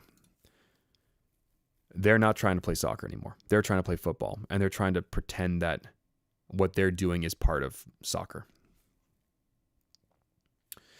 Yeah, I would say it's not a perfect analogy for what I was talking about, but that's kind of how I view the political landscape right now. Is the political right, including myself for a long time, was unwilling to recognize the difference in ultimate goal of the left and the right now. Politically and, I would say spiritually as well. I would say one of the biggest strategies, this is important. Okay. Like one of the biggest strategies, one of the most important strategies that I think I've noticed, lately from, progressives is, and this is also true of the more kind of crazy right-wing side. So like the Tucker Carlson and, Candace Owens side. Like Tucker's done great stuff, but man, he's off the rails now. Candace Owens, man, don't listen to her. She's insane. It's always a just asking questions strategy, right? You're deflecting, you're trying to avoid the duty to present evidence and the duty to actually argue coherently your position by just saying like, I'm just asking questions. I'm not actually like, you can say, I'm just asking questions. I'm not actually making a point here. Someone says, for example, like, oh, I'm a Christian, but like, did Jesus actually rise from the dead? Like, I don't know. Did he really, say that, I don't know. Did he really affirm heterosexual marriage? Did he really do that? Does the Bible really say this? I don't know. Maybe not. I don't know. And then when someone like, a conservative like myself would say, hey man, you're kind of, testing some waters here with orthodoxy, with like 2,000 years of church experience and church history, whatever. Or you shouldn't question that and like push people in that direction. You're kind of dancing with some heresy here. And then they say, oh, I'm just asking questions. Don't criticize me. Hey, whoa, careful now. Don't push back on me. I'm just asking questions. And that's how you avoid actually, proving your point. That's how you avoid arguing in a coherent way. And it's frustrating because it's disingenuous and it's subversive. And I think it needs to be called out. It has been called out a bit in the Christian world, but on the political sphere, on the far right, and by far right, I mean like Candace Owens, basically. It's like, stop just asking questions. You're not asking questions. You're insinuating something with your questions. You're being intentionally subversive and intentionally unclear. You're making things appear as if you're asking questions, but really the purpose of you doing that is to avoid responsibility for what you're saying, because you know that what you're saying you probably don't have evidence for, but you just want to say it because it'll shake things up. And on the progressive side, they'll do the same thing where they'll ask questions, but without any intention of providing an answer. And like, there's the more studied and scholarly side that'll try and find some, interpretation of scripture. They'll try and work through it. And sometimes even, honestly, like sometimes in a good faith manner, they'll actually question, tradition, and they'll question historic Christian doctrine in a good faith way. I think we need to have a category for that, so that way we're not imputing motive on people that doesn't actually exist. But most progressives that I've met who are doing this kind of thing, they're not asking questions because they're trying to come to a, solid conclusion. They're doing it because the question is the end. Like they're trying to ask questions because it destabilizes Christendom. So don't fall for that. If someone's just asking questions and they refuse to provide evidence for what they're saying, usually it's because they're intentionally trying to subvert or undermine the belief or the doctrine or, the political view or something like that. Don't be fooled by people just asking questions, because that's nonsense. If the goal is to actually come to the truth, when they ask a question, they should present some kind of positive case for the claim that they're making. If they retreat to this just asking questions stuff, they're probably not acting in good faith. Anyway, another segue. Guys, we just got segues like crazy today. Let's go back. We'll keep talking about some division. Where do we go next?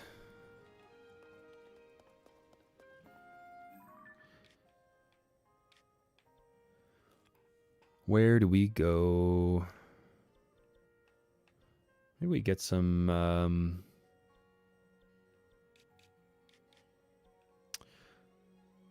what we could do is I would like to get that. Oh, no, here's what I'm going to do. I'm going to go to the, not the upside down. What's it called, man? Not the nether. What's the underworld called again? Guys, what? Why can't I remember this? All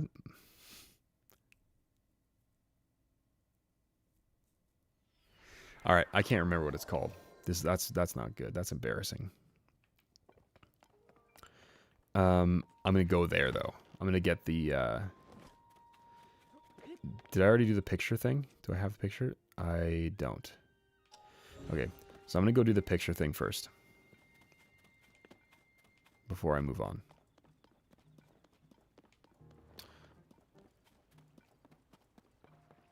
Can I do the stable, actually? No. All right. We're going to go there. We're going to get the camera. And then maybe... I got to remember what's next. If you can do the records thing where you're able to pick up or like build the things from like a bank of pre-built Zonai structures, whatever the heck they're called. Sorry, I'm forgetting everything about this game. So, all in all, I think that division is sometimes necessary. We need to divide from that which is evil.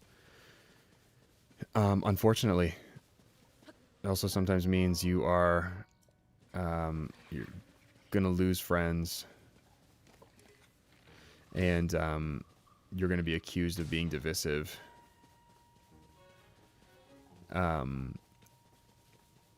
Or unfriendly, or whatever. That's just reality. But I have no problem with that, and you shouldn't either.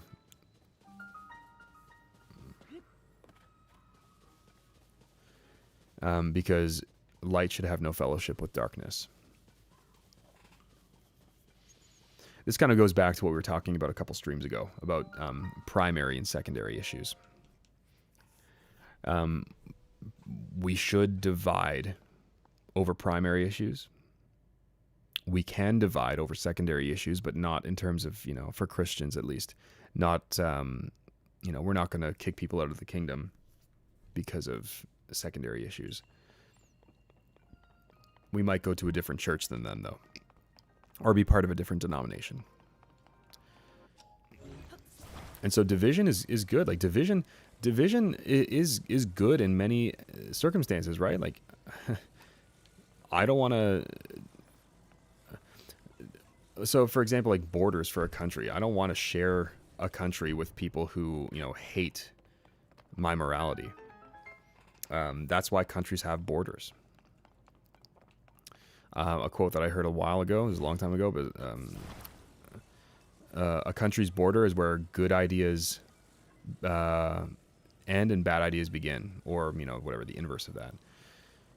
And it's true. I don't want to share a country. I don't want to be in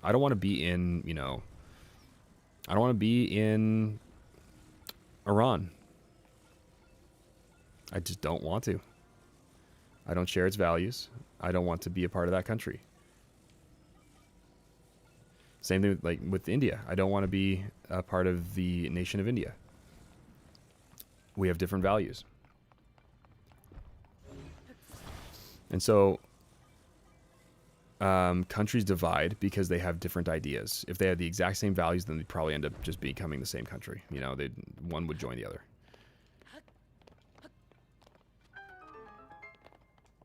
So division is okay on a state level like that.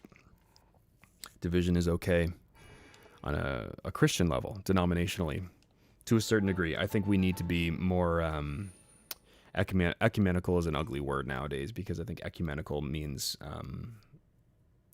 like we unite too closely with the Roman Catholic Church.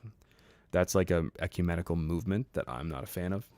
But ecumenical in the sense that I believe that we all need to be more united as a greater church. And then we can go back to debating Calvinism and, non-Calvinism when maybe the church isn't in such dire straits.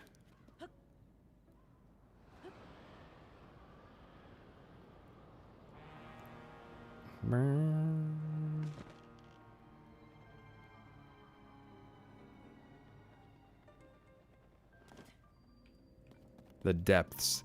That's what it's called. Oh my goodness. I can't believe I forgot that. That's embarrassing.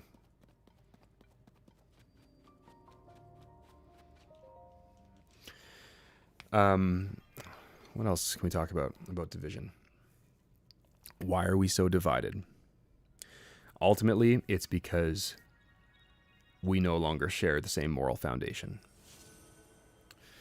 My moral foundation and the moral foundation of society was at least some form of like Christianity. And now we don't share that. Call it, secularism, and how it's kind of become a dominant worldview. Or, religious, let's say like you got Islam, which is incompatible with Christianity. We're divided because we have different ideas of what's good and bad, what's good and evil.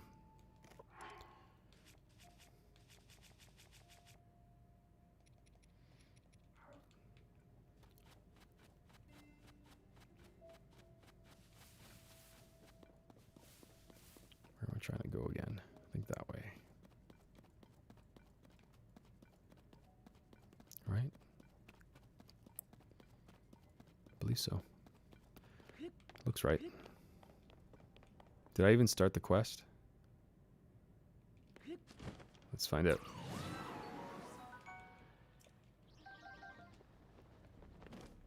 I don't think I did. Well, now I can warp there. I'm going to go and start the quest. That was dumb. Did I? Yeah, I didn't. Oops. Big mistake.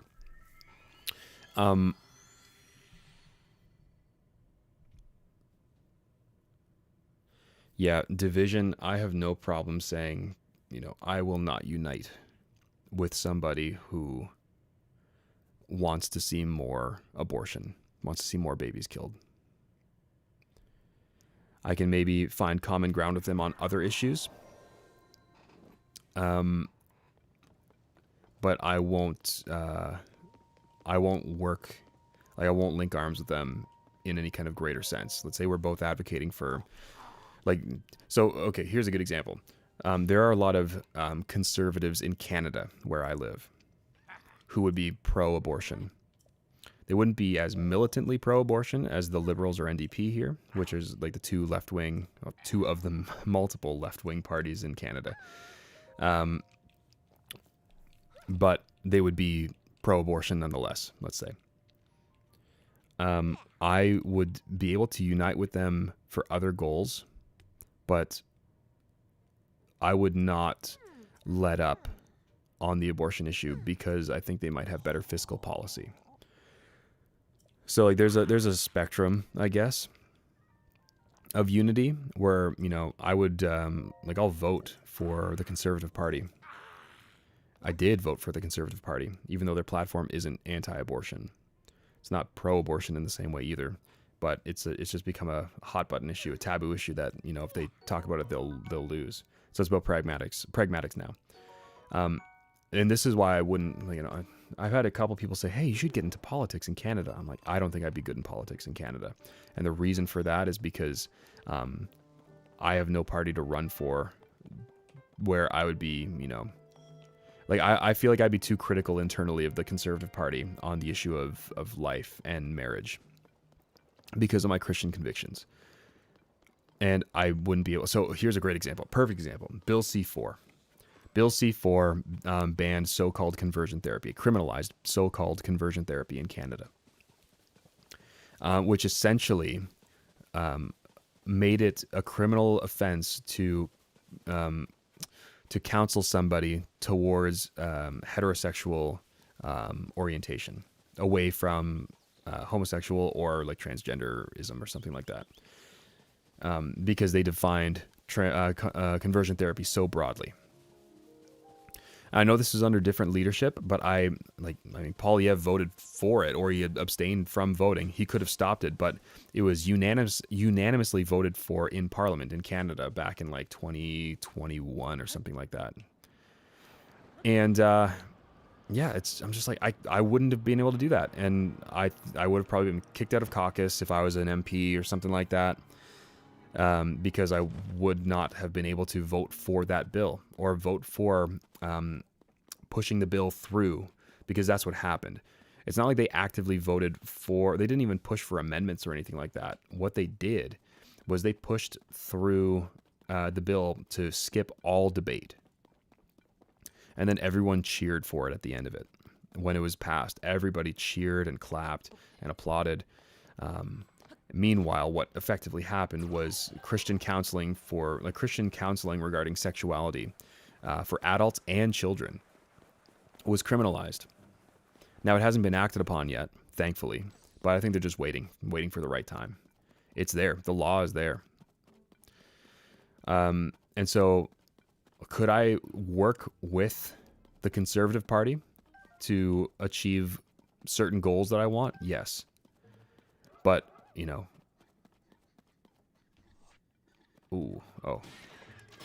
not as scary as I thought.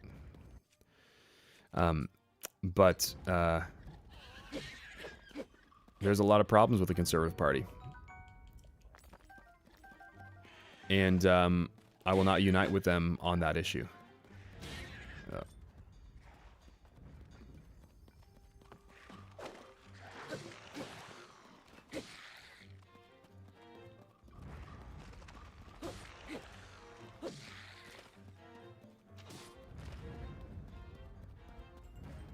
So yeah, on that issue, I won't unite with them, and I'm going to be extremely cautious of them. I'm going to, be very hesitant to work with them in those in other areas because of their position on abortion.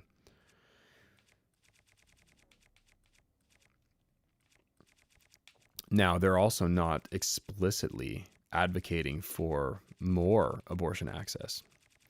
And so in that sense, I'm like, okay, I see that as, better than what the liberals or NDP are giving or pushing, and I'll work with them.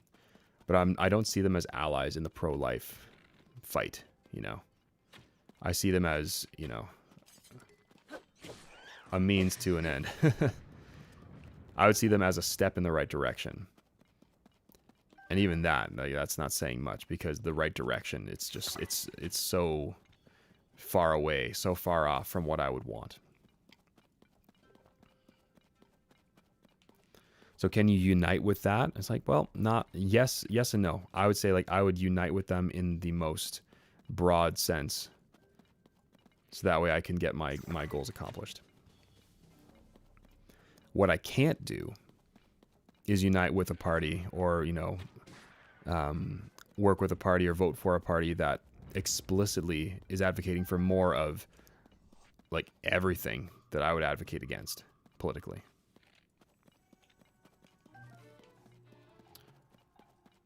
Ooh.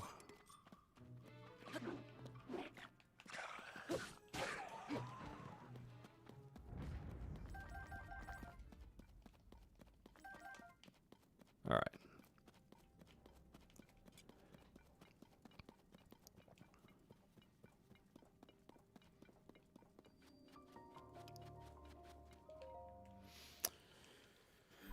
I feel like that requires more nuance. That's a whole other conversation. Even with voting, I think it's a tricky one, because everything in me wants to say I will not vote for a party that supports abortion at all. But I also live in the real world, and there needs to be a pragmatic conversation about what I can and can't support. And that's why I would consider myself, like, I'm an abolitionist at heart, but I recognize that we're going to need to take steps to get there, because the culture is not ready for it. I think, abolition. This is my big problem with abolitionists. I agree with them in principle. We need to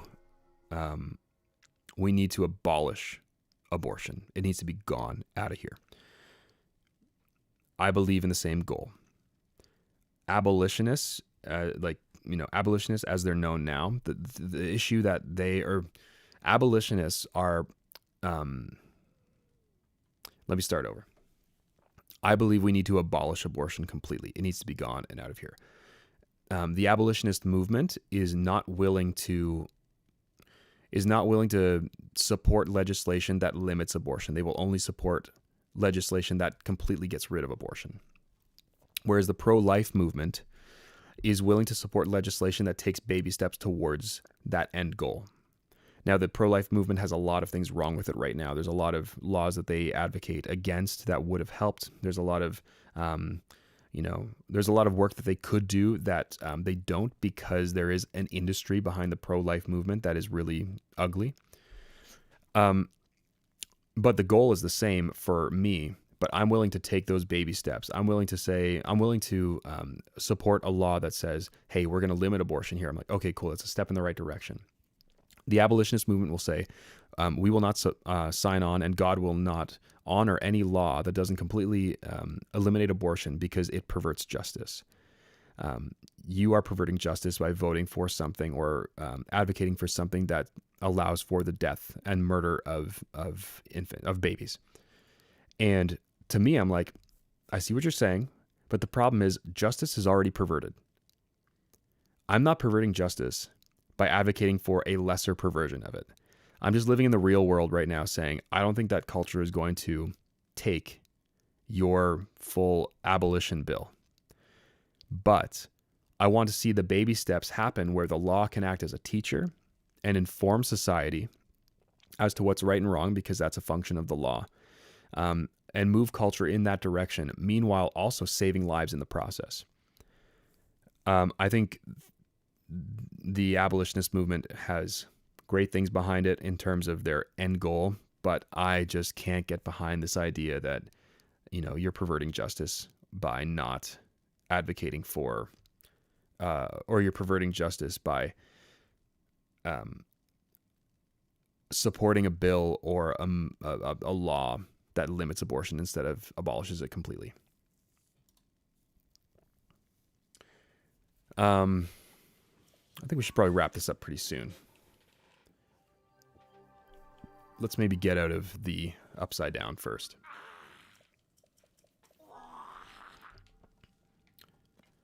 Use your camera. Done.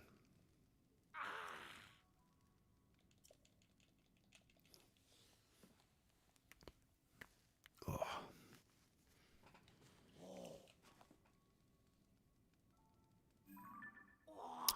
Time's at 11:30. It's getting late. It's probably time to go pack it in soon.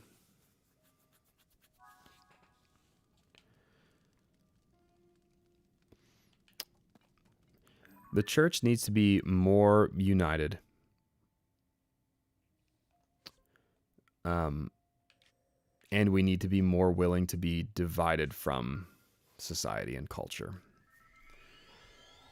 We are not, we are living in the light. We are not of the darkness. And I think we should expect division because of that.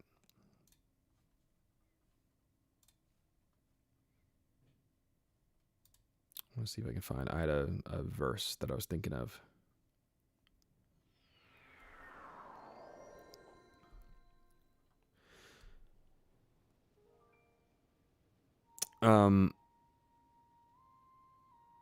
Well, I mean, hey, here's one thing. Romans 12, verse 2, do not be conformed to this world, but be transformed by the renewal of your mind, that by testing you may discern what is the will of God, what is good and acceptable and perfect.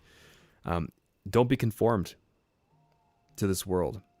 If you're not conformed, you're going to stand out. And if you are kind of opposite of the world, if you believe opposite of the world, if you act opposite of the world, if you go after the fruits of the Spirit and not the fruits of the flesh, as is taught in Galatians, you're going to inevitably be opposed to the things of the world. You're going to be repulsed by them, and you're also going to be, you're also going to. You're not going to be able to seek unity with those kinds of things.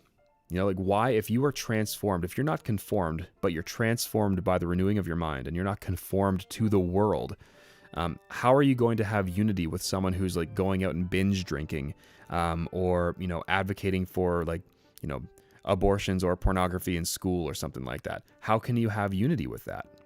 So not all disunity is bad in that sense, If you're going to be transformed and not conform to the world, you're going to stand out and you're not going to have unity with the world naturally. It's just, it's going to be inevitable. Another passage that I just saw, let's see.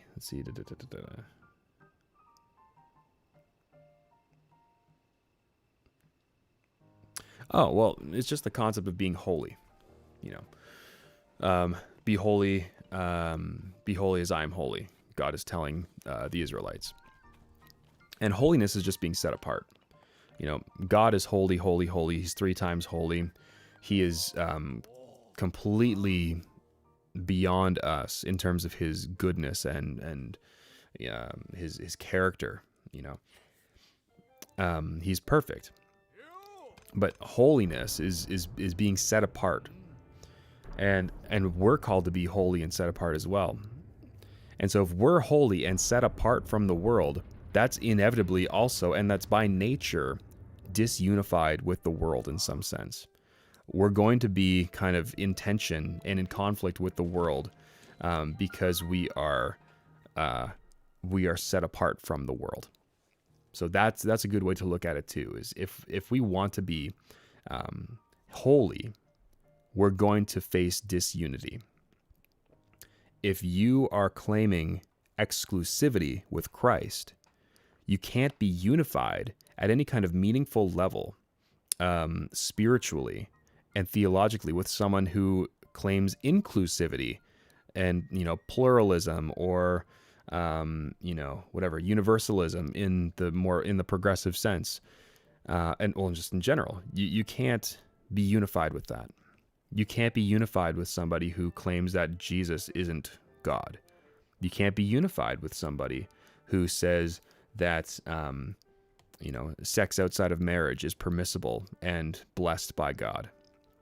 You can't be unified with people who say that Allah is greater and none should be worshipped but Allah and Muhammad is his prophet. Like, you don't believe that. And you can't unify with that because it's making exclusive claims about the reality of the world. This is another important thing too. Those dumb coexist stickers. I hate those things. So Frank Turek, I think it's cross-examined. I think that has there's like the coexist. Let's see if I can find it. Hold on. I'm sure you've seen it before. Yeah, there we go. Let's see if I can pull this up. There's a pride one now too. Oh, ready for this? Here we go. Let's see, can you see that? Yeah. So there's the coexist sticker. And then there's the pride one as well down there. So coexist, what do we have here? So we've got, a bunch of different religions that are, and worldviews that are exhibited here. You've got Islam. Well, here, so design meaning, you got O is a peace sign. Okay, sure. Hinduism, Star of David for Judaism. Wicca, interesting. Taoism, and then the cross. I'm like, oh man, the cross, no, doesn't belong there because you can't coexist. Coexist doesn't work. Coexist is a pipe dream. And the reason for that is because they all, let's see. See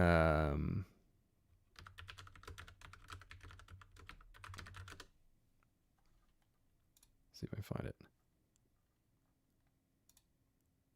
This one right here. Something like this. Maybe it wasn't cross-examined. Cross-examined, like, yeah, there's the sticker. Contradict instead of what's it called? Here. There's a t-shirt. Buy the t-shirt from cross-examined. I like cross-examined. But there's cross-examined, contradict. They can't all be true. They all contradict each other. You can't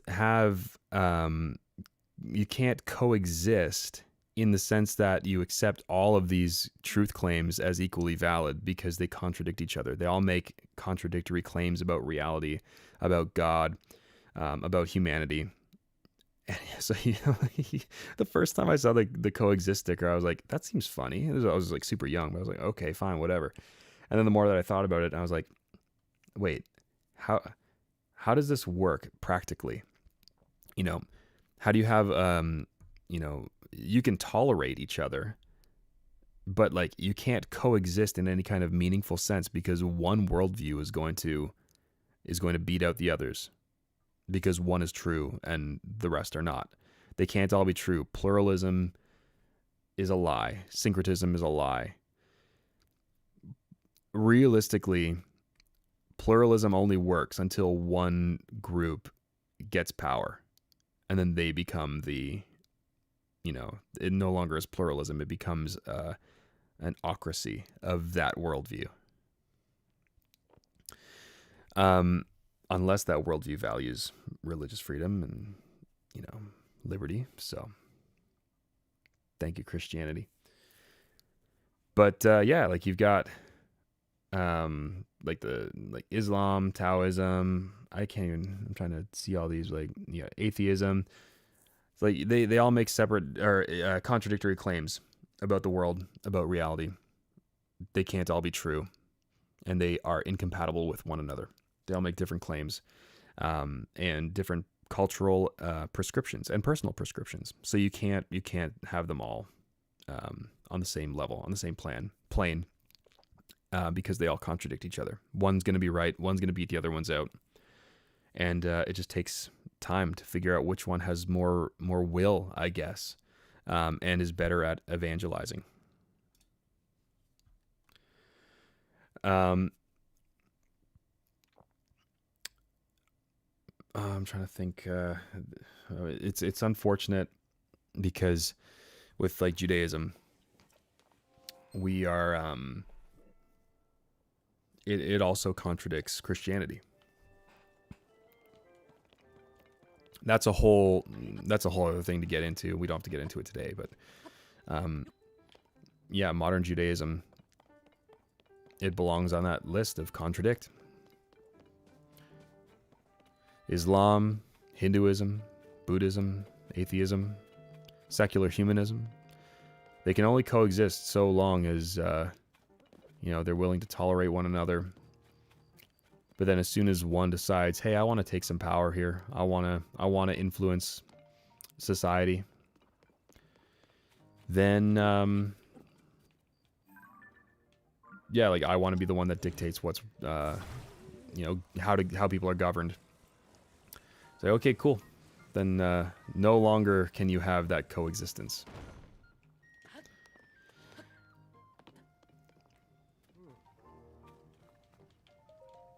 All right, let's talk to these guys and then wrap up the stream. We've been going for a while. Maybe next time, I don't know, if you have an idea of what game I should play next. I'm going to do more like just conversations and videos and stuff like that, not so much gaming. Gaming is going to be a small part of this channel. But if you have an idea of what game you want to see me play, I will happily play it. And it'll be fun to even try new games. If you have ideas of stuff to just try out, please let me know. I would love to try some new fun stuff out.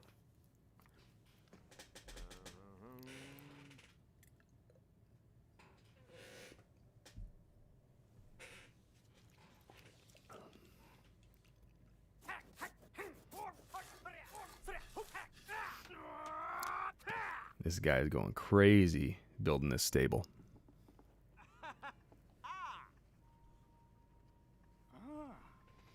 That was a lot of effort.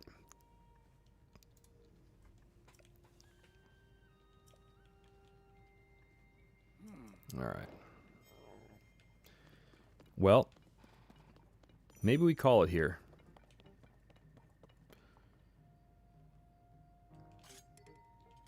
Let's call it here. Save really quick. I think I've already saved, but there we go. Cool. Well, let's close it off a little bit here. Let's close this off. Well, let's mute the game too so I don't get distracted. There we go. Man, thank you guys all for checking this out. Thank you for joining me for the conversation. I hope that this was, helpful,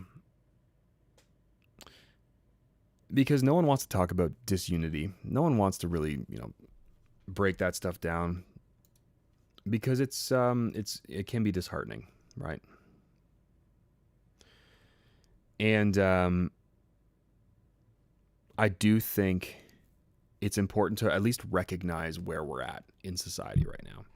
And that a lot of these worldviews that are clashing will necessitate some kind of disunity and division.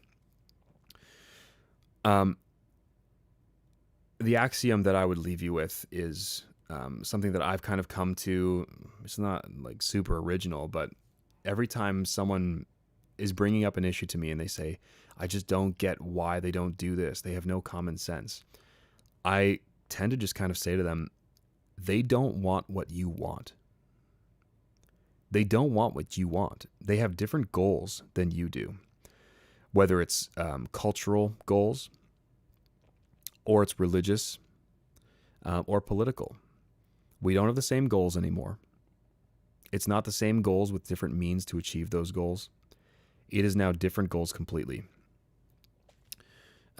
Pluralism is collapsing in our culture. And I think we need to recognize that and know how to combat that. And so I would encourage you to look deeply into the Christian worldview and formulate a solid political theology. And, I'm going to be doing this basically live through the videos that I put out. So, if you would join me, that'd be amazing, because I'm exploring this too. But the church needs to be equipped, understanding what time it is and understanding that they don't want what you want. And that doesn't have to scare us. We can be, we need to be on guard, basically.